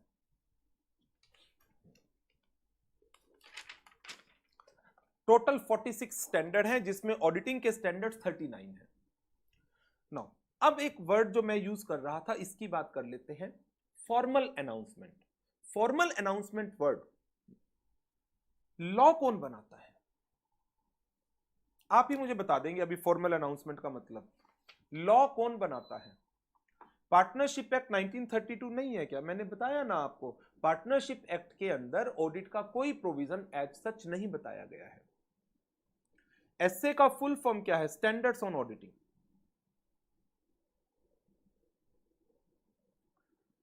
हाँ जी, लॉ कौन बनाता है? लॉ कौन बनाता है? बड़ा सिंपल सा क्वेश्चन। जवाब आया, लॉ मेकर बनाते हैं। अरे वो लॉ मेकर कौन है? मैं भी बना दूं, मैं कोई लॉ मेकर हो जाऊंगा? लॉ मेकर है कौन? पार्लियामेंट, बिल्कुल सही, पार्लियामेंट है, या आप कह सकते हैं गवर्नमेंट अथॉरिटीज हैं, राइट। गवर्नमेंट, गवर्नमेंट ने एक्ट बनाया पार्लियामेंट के अंदर, पार्लियामेंट के अंदर, फिर उसके रिलेटेड रूल्स बनाए, वो मिनिस्ट्री बनाती है। रूल्स कौन बनाता है? मिनिस्ट्री बनाती है। क्या रूल्स को पार्लियामेंट से अप्रूव कराने की जरूरत होती है? क्या रूल्स को पार्लियामेंट से अप्रूव कराने की जरूरत होती है क्या? बताइए जरा। रूल्स को पार्लियामेंट से अप्रूव कराने की जरूरत है क्या? नहीं, रूल्स मिनिस्ट्री ने बना दिए। इसके बाद उन लॉ को जो जो पार्लियामेंट ने बनाया और वो रूल जो मिनिस्ट्री ने बनाए, उनको इंप्लीमेंट कराने का काम किसके ऊपर आ जाता है? इंप्लीमेंट कराने का काम गवर्नमेंट ऑफिसर्स के ऊपर, डिपार्टमेंट्स के ऊपर, ब्यूरोक्रेट्स के ऊपर। लेकिन जो रूल बना दिए गए, जो एक्ट बना दिया गया, अब इसको रेगुलेट भी करना है और कोई ना कोई रेगुलेटरी अथॉरिटीज बनानी पड़ेंगी। जैसे बैंकिंग सिस्टम को रेगुलेट करने के लिए एक ऑटोनोमस बॉडी बनाई गई है, वो कौन है? बैंकिंग सिस्टम को रेगुलेट करने के लिए एक ऑटोनोमस बॉडी बनाई गई, वो कौन है? आरबीआई। स्टॉक मार्केट्स को रेगुलेट करने के लिए एक ऑटोनोमस बॉडी बनाई गई, सेबी। अकाउंटिंग प्रोफेशन को रेगुलेट करने के लिए एक बॉडी बनाई गई, उसका नाम बताओ। अकाउंटिंग प्रोफेशन, ब्यूरोक्रेट्स मतलब जो गवर्नमेंट ऑफिसर्स होते हैं, गवर्नमेंट ऑफिसर्स। अकाउंटिंग प्रोफेशन को रेगुलेट करने के लिए भी एक बॉडी बनाई गई, उसका नाम बताओ। अकाउंटिंग प्रोफेशन को रेगुलेट करने के लिए जी, उसका नाम है ICAI, institute of chartered accountant of India. तो क्या ये जो रेगुलेटरी बॉडीज हैं, क्या ये टाइम टू टाइम अपनी कुछ रेगुलेशंस इशू करेंगी या नहीं करेंगे? ये रेगुलेटरी बॉडीज, और जो रेगुलेटरी बॉडीज ने अपनी नोटिफिकेशंस दी हैं, अपनी कुछ रेगुलेशंस दी हैं, क्या इनको कंप्लाई करना जरूरी होगा? आरबीआई की अनाउंसमेंट्स को क्या बैंकों को मानना जरूरी होगा? आईसीएआई की अनाउंसमेंट्स को क्या मेंबर्स ऑफ आईसीएआई को मानना जरूरी होगा? क्या आईआरडीए की अनाउंसमेंट्स को इंश्योरेंस कंपनीज को मानना जरूरी होगा? सेबी की अनाउंसमेंट्स को स्टॉक मार्केट्स को मानना जरूरी होगा? जवाब होगा सब जगह पर जी हां। तो क्या उनकी अनाउंसमेंट्स, उनकी नोटिफिकेशंस, उनकी सर्कुलर्स अपने आप में एक तरीके से फॉर्मल बनी है या नहीं बनी, जिनकी एक अथॉरिटेटिव गाइडेंस है? अथॉरिटेटिव, अथॉरिटी है अपने आप में वो एक। जी हां। तो उन सब के लिए हम क्या वर्ड यूज करेंगे? जो अथॉरिटीज इस तरीके से अपनी गाइडलाइंस देती हैं, रेगुलेशंस देती हैं, सर्कुलर्स इशू करती हैं, उसको क्या नाम दिया जाए? सोच के बताओ कोई अच्छा सा नाम। मैं उनको रूल नहीं कह सकता, मैं उनको एक्ट नहीं कह सकता, क्योंकि एक्ट पार्लियामेंट बनाता है, रूल्स मिनिस्ट्री बनाती है। उसको क्या नाम दिया जाए? जी हां, उसको नाम दिया जाता है प्रोनाउंसमेंट्स। तो ऐसी अनाउंसमेंट आपको भी एक बुक मिली होगी ना इंस्टीट्यूट की तरफ से, इंस्टीट्यूट की तरफ से एक बुक मिली होगी ना, जिसका नाम ही क्या है? Auditing pronouncements. Auditing pronouncements. तो मैं इन प्रोनाउंसमेंट्स को दो कैटेगरीज में बांट देता हूं जब मैं ऑडिट के रेफरेंस में बात करता हूं। तो एक है प्रोनाउंसमेंट्स इशूड बाय ICAI, और एक है pronouncements issued by regulatory authorities like RBI, SEBI, IRDA।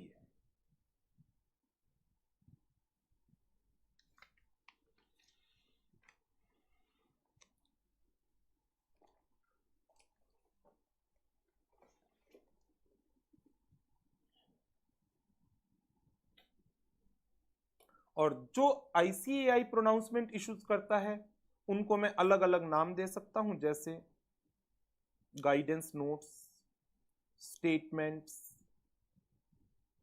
इनको मैं लेटर ऑन डिस्कस करूंगा। हाँ, अनाउंसमेंट वर्ड बहुत वाइडर है।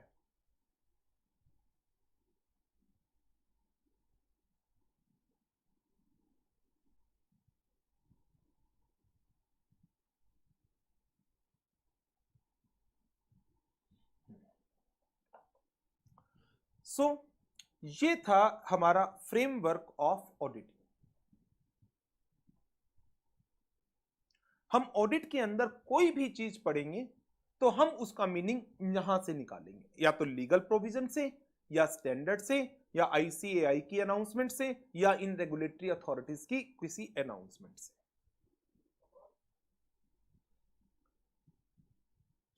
ये मैंने आपको एक बड़ा इसका बेसिक फ्रेमवर्क करा दिया आपको ऑडिट का। हाँ, ये नोट्स बेटा LMS पर आ जाएंगे सारे, ये लो मैंने इनकी नंबरिंग भी कर दी, पेज नंबर 1। ICAI को अलग से क्यों लिखा? क्योंकि ICAI हमारी रेगुलेटरी बॉडीज हैं, हमारी से मतलब members of chartered accountant institute.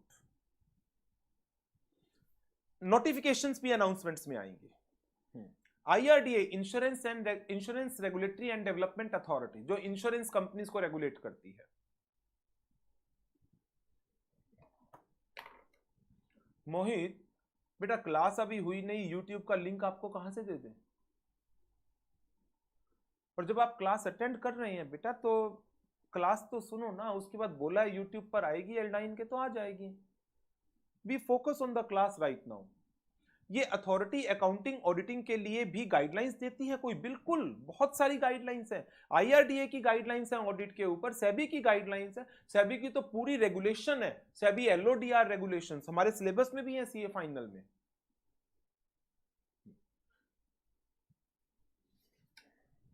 Account के लिए बॉडी क्या है? ICAI। हाँ, प्रोनाउंसमेंट वाली बुक बहुत मोटी है, बिल्कुल सही का, बहुत मोटी है। चलो अच्छा, अब एक बड़ा आसान सा टॉपिक कराता हूं। ये तो चलो दो बड़े टेक्निकल से टॉपिक ले लिए मैंने आपके साथ, अब एक बड़ा आसान सा टॉपिक लेता हूं, टाइप्स ऑफ ऑडिट।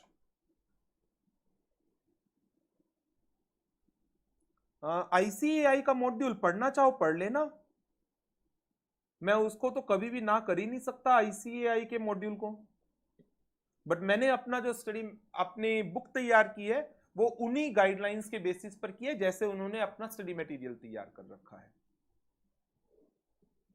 कितने वर्क का पेज हो गया? एक ही हुआ है, अब तो दूसरा अभी शुरू हुआ है पेज। प्रोनाउंसमेंट भी पढ़ने हैं, बिल्कुल हमारे सिलेबस में है। जब आप फर्स्ट चैप्टर पढ़ेंगे उसमें स्टेटमेंट्स भी आएंगे, गाइडेंस नोट्स भी आएगी। जब बैंक ऑडिट पढ़ोगे RBI की प्रोनाउंसमेंट्स आएंगी।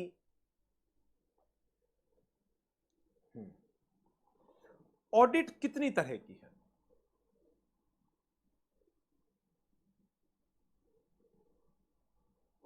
नोट करिए पहले, फिर इसको डिस्कस करूंगा, पहले नोट कर लो पूरा।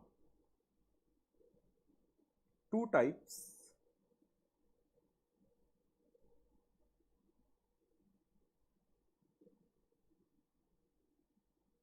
Statutory audit, voluntary audit. Statutory audit, audit required by law, audit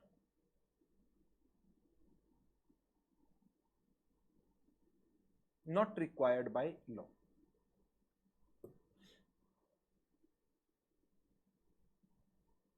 Examples: audit under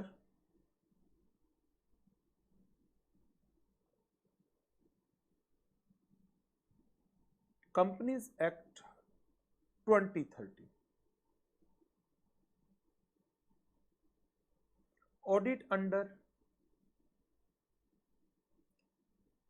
fiscal laws, audit under other laws. Company law के अंदर जो ऑडिट्स हैं,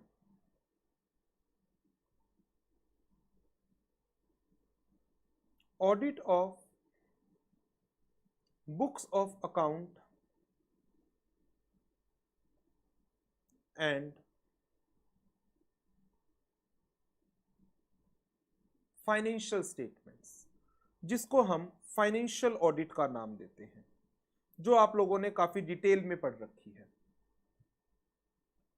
दूसरा,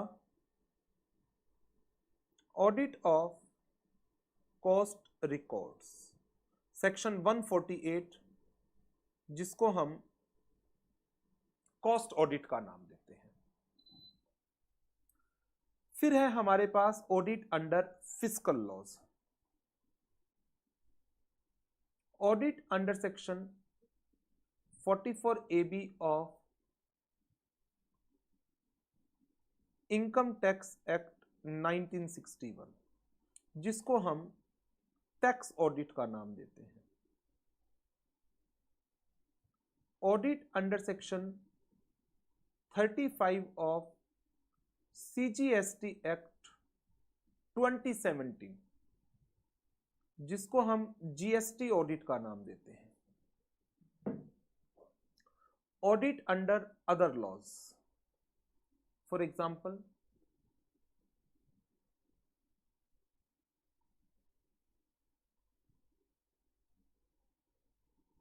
banking regulation act, LLP act,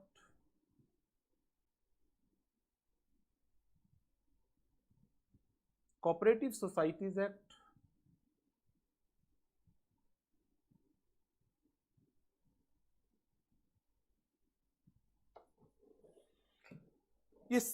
इसको छोड़कर ये ऑडिट हमारे सिलेबस में है सारी।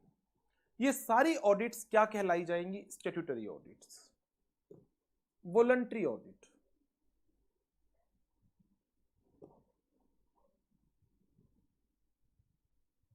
Audit bye an entity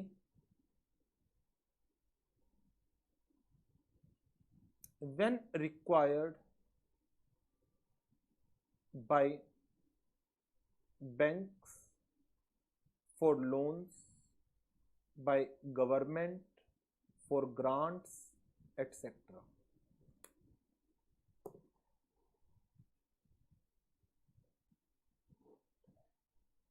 bank audit किस में आता है? ये आ गया ना, स्टैट्यूटरी ऑडिट में आएगा बैंक ऑडिट। तो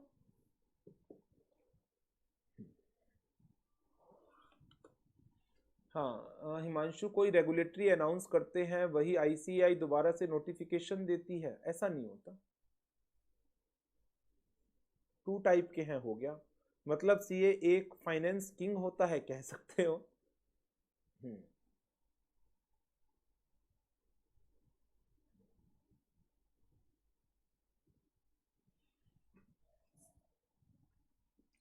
सो दो वर्ड हैं जो हमने अब यहां पर डिस्कस करने हैं।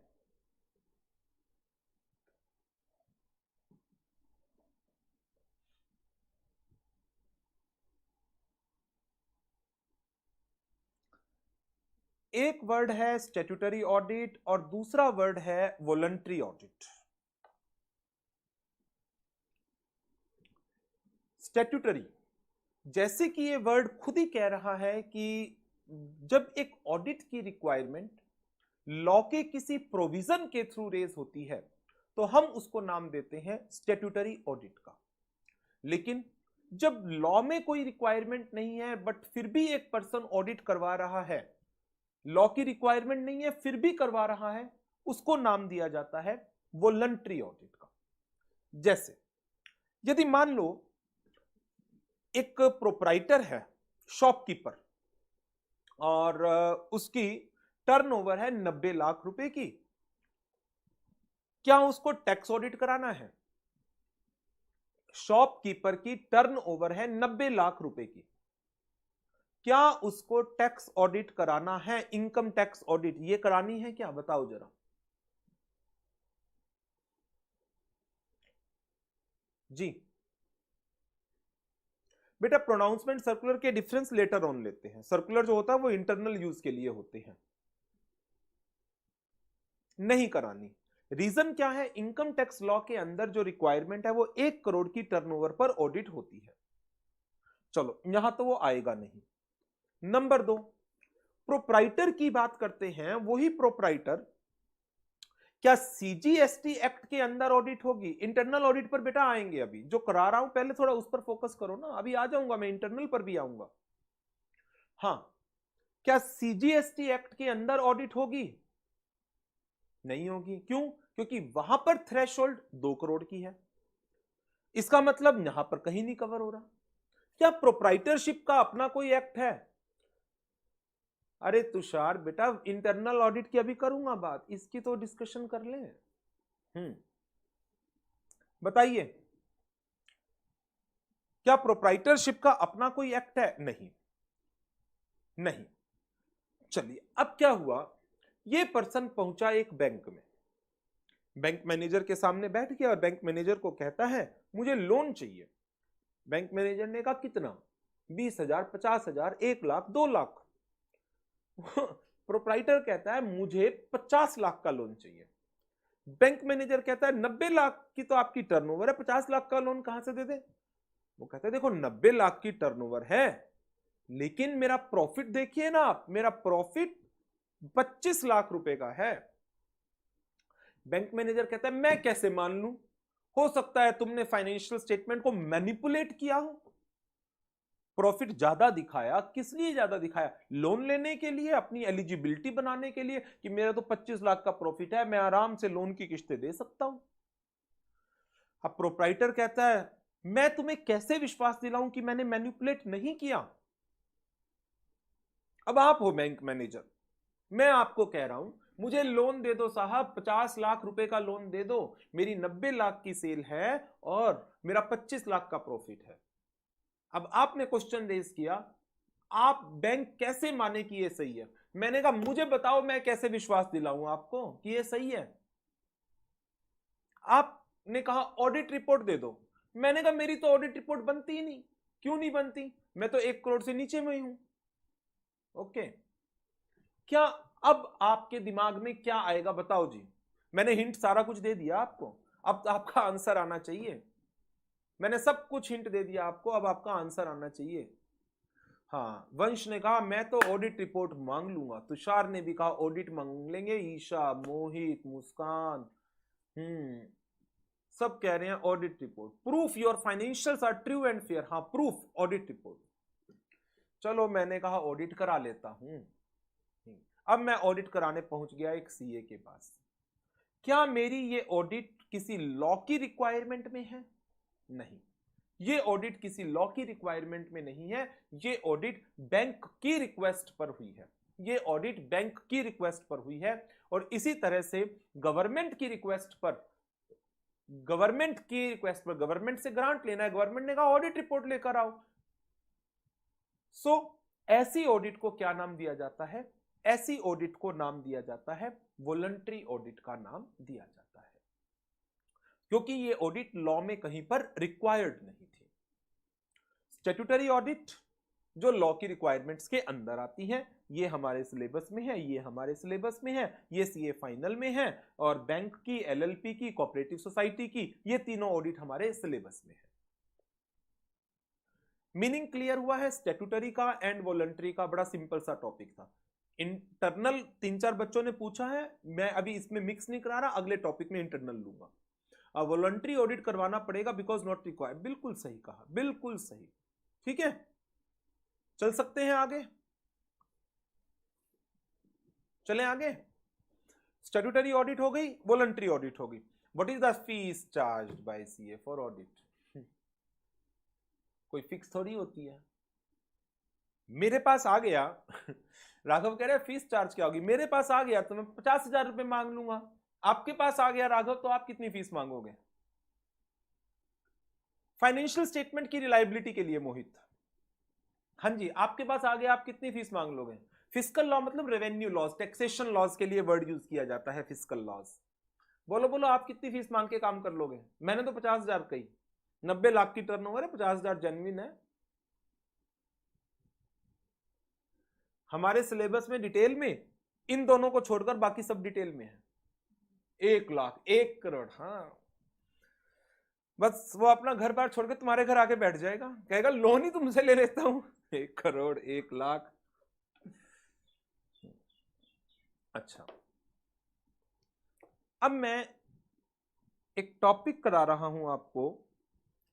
एक वर्ड आया था, कुछ बच्चों ने यूज किया, इंटरनल ऑडिट का। तो उस इंटरनल ऑडिट के रेफरेंस में मैं आपको एक टॉपिक करा रहा हूं। हाँ, सत्यव्रत, बेटा सुधर जाओ। 51,000, 51,000 का कोई शगन लेना है?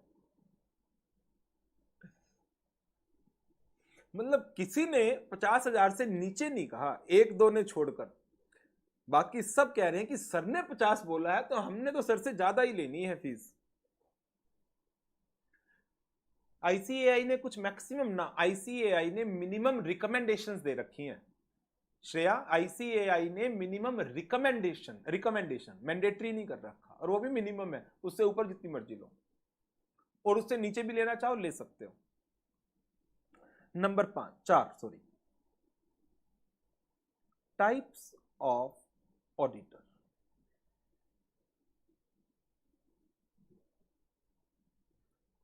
अगेन 2 टाइप्स ऑडिटर, अगेन 2 तरह के हैं। एक एक्सटर्नल ऑडिटर और दूसरा इंटरनल ऑडिटर। एक्सटर्नल ऑडिटर एक प्रोफेशनली क्वालिफाइड पर्सन होता है, एंड एक्सटर्नल होता है to the organisation. Internal auditor में और may not be qualified, professionally qualified,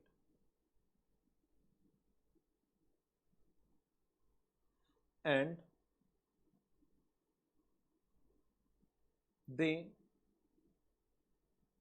may or may not be internal to the organization। बड़ी इंटरेस्टिंग बात लिखी है, इंटरनल ऑडिटर है, लेकिन मैंने लिखा may or may not be internal to the organisation. May or may not B.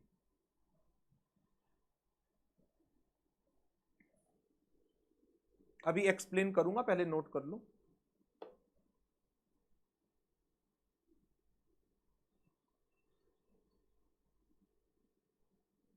External auditor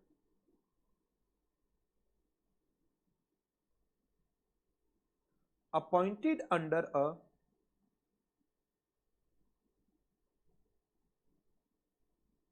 particular law, also known as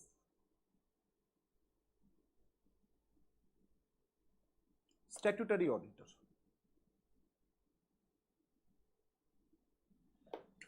इनको हम स्टैट्यूटरी ऑडिटर का नाम देंगे।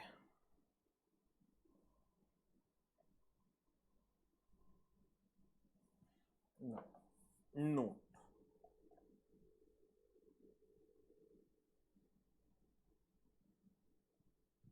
a person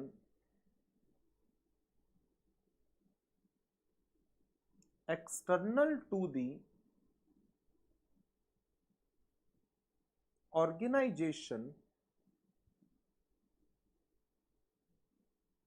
appointed by management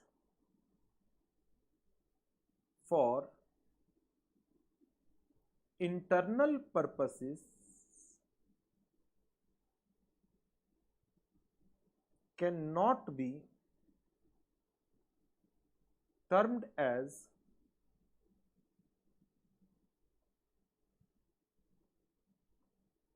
external auditor।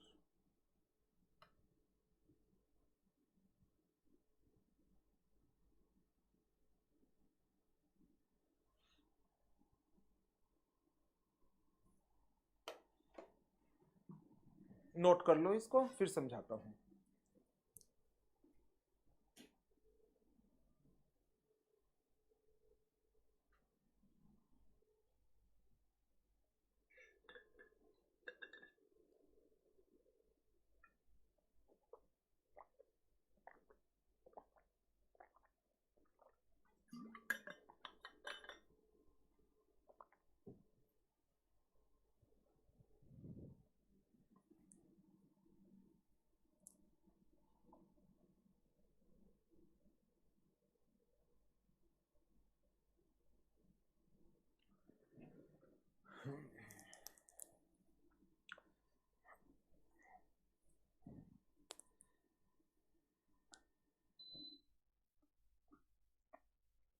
Audit करने में by mistake कोई गलती हो गई तो उसका कुछ ना कुछ हर्जाना तो भुगतना पड़ेगा।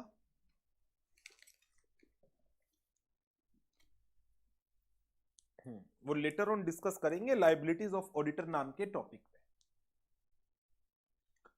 नाउ अब जरा ये वर्ड देखिए, आप लोगों ने सेक्शन 138 पढ़ा है कंपनी लॉ के अंदर।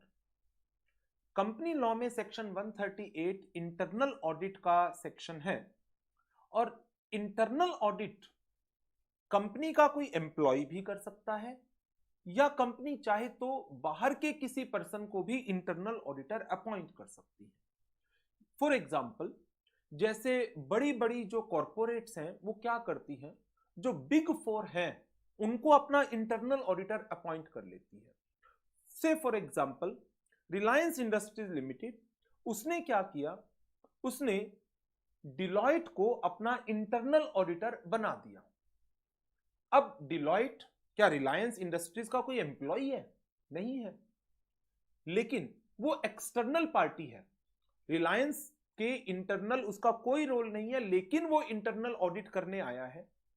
डिलॉयट की रिपोर्ट क्या रिलायंस शेयर होल्डर्स में इशू करेगी? क्या डिलॉयट की रिपोर्ट रिलायंस शेयर होल्डर्स में इशू करेगी? नहीं। रीजन, डिलॉयट को किस पर्पस के लिए अपॉइंट किया गया? इंटरनल ऑडिट पर्पस के लिए। डिलॉयट प्रोफेशनली क्वालिफाइड एंटिटी है और रिलायंस से बाहर की है, तो वो बेशक एक्सटर्नल है, लेकिन उसको कभी भी आप एक्सटर्नल ऑडिटर का नाम नहीं दे सकते। वो क्या रहेगा? हमेशा इंटरनल ऑडिटर ही रहेगा। तो इंटरनल ऑडिट एक ऐसा कॉन्सेप्ट है जो बेशक लॉ के अंदर आया है। तो इंटरनल ऑडिटर यदि अपॉइंट किया गया है by the management under the requirements of law, क्या मैं उसको स्टैट्यूटरी ऑडिट का नाम दे सकता हूं? पर्पस इंटरनल यूज है। Internal auditor appointed under section 138, internal auditor appointed under section 138 ji.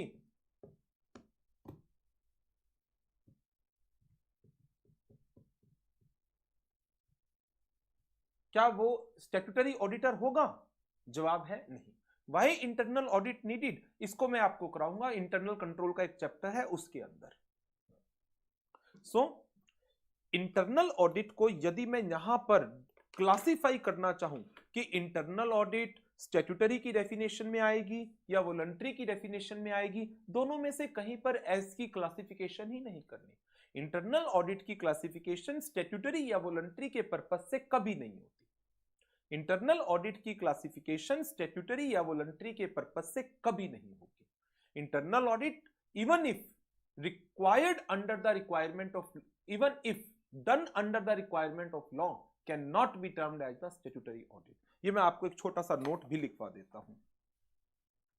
Note,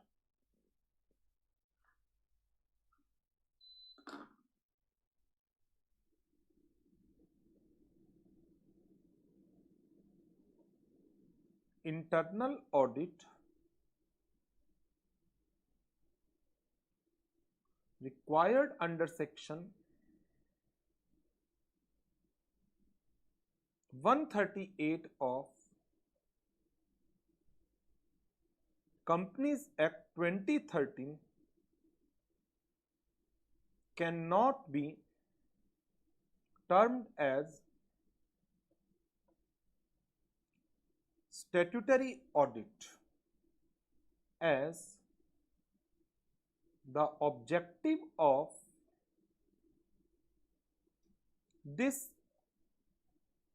audit is to facilitate the management. Management को मदद करना है, मैनेजमेंट को मदद करना है। लिस्टेड कंपनी में तो इंटरनल ऑडिटर होगा ही होगा।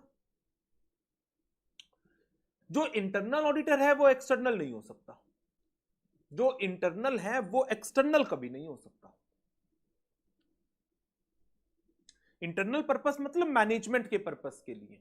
मैनेजमेंट उसके बेस पर अपनी ऑर्गेनाइजेशन में करेक्टिव एक्शन लेगी। मैनेजमेंट देखेगी कि कहां कहां पर कमियां हैं, कहां कहां पर इंप्रूवमेंट की गुंजाइश है। वॉलंटरी सिर्फ इन दो, जनरली यही दो रीजन है। 141(3) में तो एम्प्लॉय और ऑफिसर ऑफ द कंपनी कभी ऑडिटर नहीं बन सकता, स्टैट्यूटरी ऑडिटर नहीं बन सकता, इंटरनल बन सकता है। अक्षत स्टैट्यूटरी नहीं बन सकता, इंटरनल बन सकता है। इंटरनल ऑडिटर का वर्क क्या है? काफी कुछ स्टैट्यूटरी जैसा है, but it is for internal purpose, not issued to shareholders. इसकी रिपोर्टिंग शेयर होल्डर्स को इशू नहीं होती है।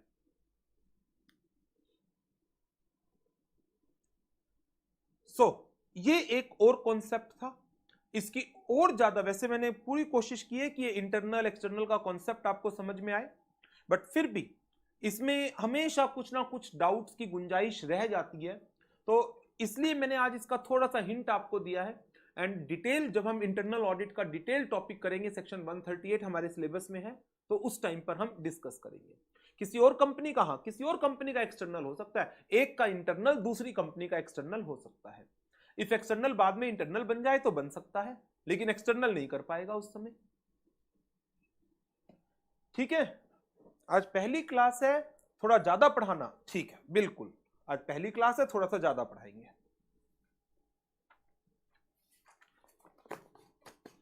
आप ऐसी बात करो और मैं ना मानूं, ऐसा तो हो ही नहीं सकता। नंबर 5,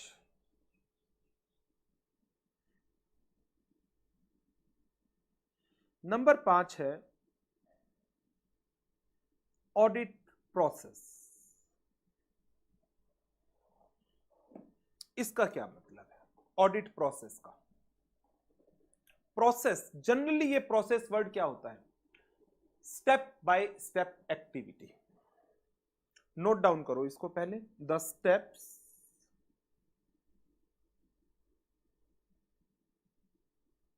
थ्रू विच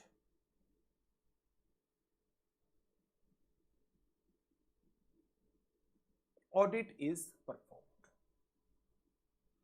और ऑडिट के अंदर जनरली 4 स्टेप्स चलते हैं। मैं आपको वो स्टेप नोट डाउन करा रहा हूं, फिर डिस्कस करेंगे। स्टेप 1,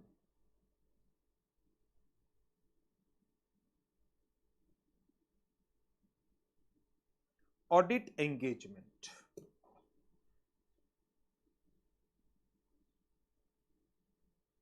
इट इन्वॉल्व्स ऑफर की एक्सेप्टेंस, मैनेजमेंट की तरफ से इशू होगी लेटर ऑफ अपॉइंटमेंट, और ऑडिटर की तरफ से एक्सेप्टेंस जाएगी in the form of letter of engagement. सबसे पहला step audit engagement.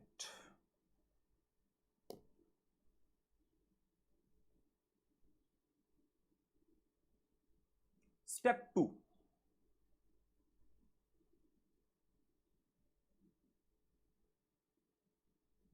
Audit planning. Step 2 के अंदर हम एक अंडरस्टैंडिंग एक्वायर करते हैं, understanding of entity,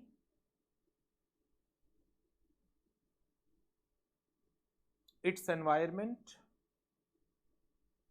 and internal control.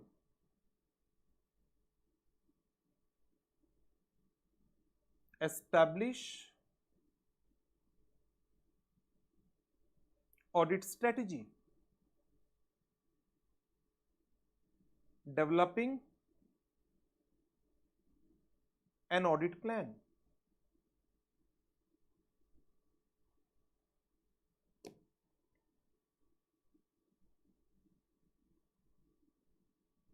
step number 3,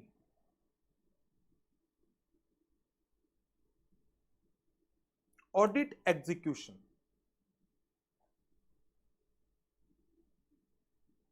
Perform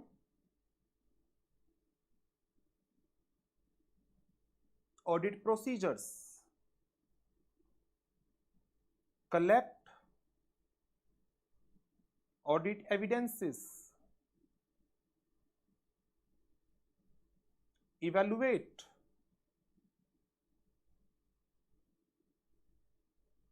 audit evidences.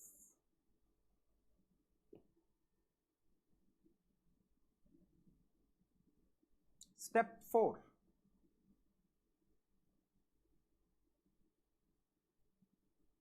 audit conclusion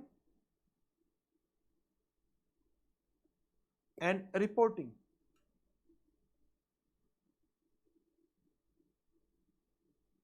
Forming an opinion on financial statements, draft an audit report,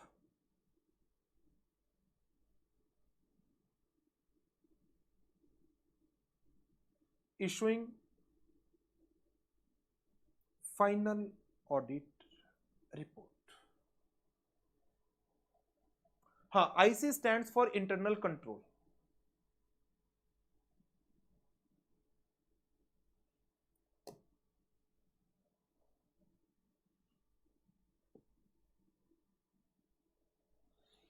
IC stands for internal control.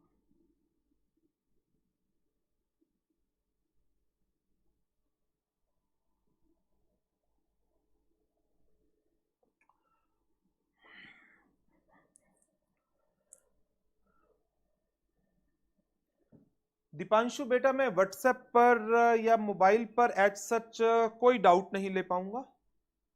Doubts के लिए मैं आपको अपना email ID दे दूंगा, आप mail के ऊपर मुझसे डाउट्स ले सकते हैं।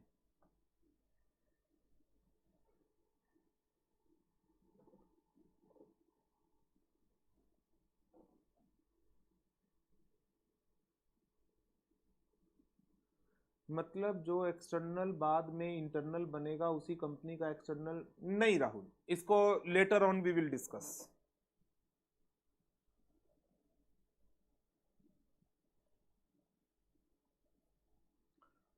हाँ जी, नोटिंग हो गई।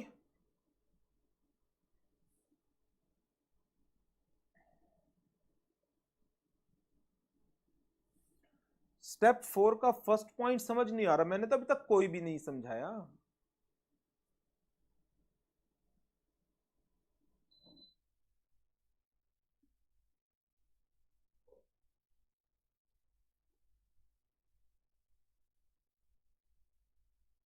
चलिए, 4 स्टेप्स में मैंने ये पूरा एक ऑडिट प्रोसेस आपको बताया है।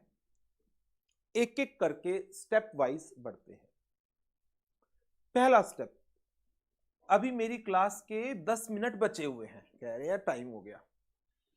पहले स्टेप की बात करते हैं, audit engagement. Audit engagement word ये इंडिकेट करता है कि ऑडिटर को एक ऑफर मिलेगी क्लाइंट की तरफ से, कंपनी की तरफ से। ऑडिटर उस ऑफर को एनालाइज करेगा और देखेगा क्या मैं इस कंपनी की ऑडिट कर पाऊंगा, क्या मेरे पास इतना रिसोर्स अवेलेबल है, resource in terms of time, resource in terms of man power. मान लीजिए हमें एक ऑफर मिली है एक लिस्टेड कंपनी की, बहुत बड़ी, हमारी एक प्रोप्राइटरशिप एंटिटी है और ऑलरेडी हमारे पास 20 ऑडिट है, ऑलरेडी हमारे पास 20 ऑडिट्स हैं और मैं किसी भी ऑडिट को छोड़ने की पोजीशन में नहीं हूं। बताइए क्या मैं ये ऑडिट एक्सेप्ट कर सकता हूं लिस्टेड एंटिटी की, प्रोप्राइटरशिप एंटिटी? 20 ऑडिट्स ऑलरेडी मेरे पास है। मैं अकेला सीए अपनी प्रोप्राइटरशिप में काम करता हूं। 20 कंपनीज की ऑडिट मेरे पास है। मेरे पास एक और लिस्टेड एंटिटी की ऑडिट आती है, क्या मैं उस ऑडिट को एक्सेप्ट कर सकता हूं? जवाब आया है सबका, नहीं कर सकते, क्योंकि सेक्शन 141 सब सेक्शन 3 क्लॉज जी की लिमिट अप्लाई हो जाती है कि आप 20 से ज्यादा ऑडिट नहीं एक्सेप्ट कर सकते। ओके, मान लीजिए मेरे पास 19 ऑडिट है, 19, लेकिन मैं उसमें बहुत बहुत ज्यादा ऑक्युपाइड हूं, मैं टाइम नहीं निकाल पा रहा बिल्कुल भी। मेरे पास एक और ऑडिट की ऑफर आती है और मुझे पता है मैं टाइम नहीं दे पाऊंगा। लीगली मैं उस ऑडिट को एक्सेप्ट कर सकता हूं, कोई प्रॉब्लम नहीं है, लेकिन considering my resources, time as well as manpower, मेरा स्टाफ पहले से बहुत ज्यादा ऑक्युपाइड है, उनको बेचारों को टाइम ही नहीं मिलता क्लास करने का, पढ़ने का, आर्टिकलशिप में सारा टाइम बिजी रहते हैं। क्या मुझे वो 20th ऑडिट एक्सेप्ट करनी चाहिए जब मुझे क्लियरली पता है आई कांट मैनेज, मैं मैनेज नहीं कर सकता, मैं मैनेज नहीं कर सकता? बताइए। हाँ बिल्कुल, एथिकली बताओ अनूप, एथिकली बताओ, प्रोफेशनली एंड एथिकली क्या मुझे वो ऑडिट एक्सेप्ट करनी चाहिए? कुछ तो कहेंगे कर लो देखा जाएगा। चॉइस है तो चॉइस में मैं आपसे पूछ रहा हूं, आप क्या करेंगे इस सिचुएशन में? फीस कंपेयर करेंगे हम, तो फीस प्रिपेयर करेंगे। चलो, मतलब ऑफर एंड एक्सेप्टेंस की बात आ गई। यदि मुझे लगता है कि मैं इस ऑडिट को कर सकता हूं, I accept, otherwise I will refuse. तो पहला स्टेप हो गया मैनेजमेंट की तरफ से ऑफर, मेरी तरफ से एक्सेप्टेंस। मैनेजमेंट मुझे लेटर ऑफ अपॉइंटमेंट देगी और मैं अपनी एक्सेप्टेंस लेटर ऑफ एंगेजमेंट की फॉर्म में देता हूं, और इसके ऊपर मेरे को एक स्टैंडर्ड कवर अप करना पड़ेगा। मैं अभी आपको नंबर लिखवा रहा हूं, अभी सोचना मत कि ये क्या लिख दिया। ऐसे 210, इसकी मैं अभी कोई बात नहीं कर रहा आपसे, बस मैंने नंबर लिखवाया है, आप नोट कर लो, और कुछ नहीं करना। फिर बात आ जाएगी ऑडिट प्लानिंग। ऑडिट प्लानिंग, अब जब मैंने ऑडिट एक्सेप्ट कर ली तो सीधा ऐसा तो है नहीं मैं ऑडिट शुरू कर दूंगा, पहले मैं अपने प्लान को बनाऊंगा। मैं एंटिटी, मेरे क्लाइंट के बिजनेस को समझूंगा कि मेरा क्लाइंट क्या काम करता है, उसकी अकाउंटिंग पॉलिसीज क्या है, उसकी इन्वेस्टमेंट किस तरीके से है, उसकी मैनेजमेंट स्ट्रक्चर क्या है, ऑर्गेनाइजेशनल हिरार्की क्या है, क्या अकाउंटिंग पॉलिसी में कोई चेंज हुआ था, उसका फाइनेंशियल रिपोर्टिंग फ्रेमवर्क क्या है, एटसेट्रा एटसेट्रा। एंटिटी, उसका एनवायरमेंट, इंटरनल कंट्रोल की पॉलिसीज उसकी, कि क्या वो एथिकली काम करते हैं, एम्प्लॉय कल्चर क्या है वहां पर, कौन सा पर्सन किसके सबऑर्डिनेट है, कौन जूनियर है, कौन सीनियर है, क्या मैनेजमेंट हिरार्की है, वो सारी चीजों की मैं जानकारी लेकर अपनी एक ऑडिट स्ट्रेटजी को बनाता हूं। स्ट्रेटजी होती है कि मुझे किस तरीके से काम करना है, शॉर्ट में काम करना है, डिटेल में काम करना है, फाइनेंशियल ईयर खत्म होने के बाद काम करना है, फाइनेंशियल ईयर शुरू होने से पहले ही मैं अपना काम शुरू कर दूं। That is what audit strategy. जैसे अब इस टाइम पर मैंने आज क्लास की बिगनिंग में आप लोगों से पूछा कि आप में से किसी का जुलाई में ग्रुप 1 का पेपर है क्या? तो क्या ये स्ट्रेटजी, जिन बच्चों का जुलाई में ग्रुप 1 का पेपर है और जिन बच्चों के नवंबर में ही बोथ ग्रुप का पेपर है, क्या दोनों कैटेगरीज की पढ़ने की स्ट्रेटजी अलग अलग होगी या नहीं होगी? बताइए, क्या दोनों के पढ़ने की स्ट्रेटजी अलग अलग होगी या नहीं? जिसका जुलाई में ग्रुप 1 का पेपर है और कुछ बच्चे ऐसे हैं जिनका नवंबर में बोथ ग्रुप के पेपर है, दोनों की स्ट्रेटजी अलग अलग होंगी। तो इसी तरह से बड़ी कंपनी है, छोटी कंपनी है, किस तरीके की ट्रांजैक्शन है, रिटेल की है, होलसेल की है, अकाउंटिंग पॉलिसीज क्या है, कंप्यूटराइज्ड एनवायरनमेंट है, मैनुअल एनवायरनमेंट है, उन चीजों को समझकर मैं अपनी एक ऑडिट स्ट्रेटजी को एस्टैब्लिश करूंगा और उसके बेस पर फिर मैं अपना एक डिटेल्ड ऑडिट प्लान डेवलप करूंगा, जिसमें मैं अपने सारे ऑडिट प्रोसीजर्स लिखूंगा कि मुझे कौन सा प्रोसीजर्स परफॉर्म करना है। बड़े सारे प्रोसीजर्स हैं जिसके बारे में मैं कल आपके साथ डिस्कस करूंगा। Compliance procedure, substantive procedure, analytical procedure, vouching, verification. तो ये प्लानिंग मैंने यहां पर कर ली और मैं यहां पर दो नंबर लिख दिए हैं, नंबर लिख लेना, 315 and 300। SA 300, SA 315। Thereafter फिर आएगी finally execution stage. Execution stage से मेरा मतलब क्या है? जो प्लान मैंने बनाया था उस प्लान के हिसाब से अब मैं काम करूंगा। तो मैं इन प्रोसीजर्स को परफॉर्म करूंगा, सबूत इकट्ठे करूंगा कि मैंने जो काम किया है उसके सबूत ये हैं, गलतियां हैं उनके भी सबूत, गलतियां नहीं हैं उसके भी सबूत, और उनको इवैल्यूएट करूंगा। ये सारा काम मैं करूंगा। SA 500 से 599 मैंने लिख दिया। सबूत इकट्ठे करने हैं और उन सबूतों के बेस पर मुझे कुछ कंक्लूजन्स लेने हैं, कंक्लूजन लेने हैं कि ये financial statements true and fair view reflect करती है या नहीं करती। तो that is forming an opinion. Financial statements के ऊपर मेरी ओपिनियन क्या है? क्या financial statement true and fair view reflect कर रही है या नहीं कर रही? और उसके बेस पर मैं अपनी एक ऑडिट रिपोर्ट तैयार करूंगा। ऑडिट रिपोर्ट तैयार करूंगा, उसको मैं मैनेजमेंट के साथ डिस्कस करूंगा। सीधा ऐसा नहीं है कि मैं रिपोर्ट बना करके इशू कर दूंगा, नो। पहले ऑडिट रिपोर्ट का ड्राफ्ट तैयार करूंगा, मैनेजमेंट के साथ डिस्कस करूंगा। हो सकता है मेरे समझने में कहीं गलती रह गई हो और मैंने किसी चीज के बारे में गलत लिख दिया हो ऑडिट रिपोर्ट में, तो मैनेजमेंट से डिस्कशन के बाद फिर फाइनल ऑडिट रिपोर्ट इशू होती है। और ये पूरा ऑडिट प्रोसीजर है और इसमें लिख लीजिए 700 से 799। बस ये है क्या, ये मैं आपके साथ बाद में डिस्कस करूंगा। ऑडिट स्ट्रेटेजी SA 300 में आता है। प्रोसीजर से हमारा मतलब होता है वो तरीके, मेथड्स, मींस जिसके थ्रू हम एक एक्टिविटी को परफॉर्म करते हैं। जैसे vouching, verification, they are the procedures. Strategy और प्लान दोनों SA 300 में, SA 300 में कवर होते हैं। स्टेप 4 का पॉइंट 1, स्टेप 4 का पॉइंट 1 है forming an opinion on financial statements. True and fair मैंने आज अभी डिस्कस नहीं किया, कुछ वर्ड मैंने यूज जरूर किए हैं अपनी डिस्कशन में, लेकिन अभी वो मैंने डिटेल में नहीं लिए।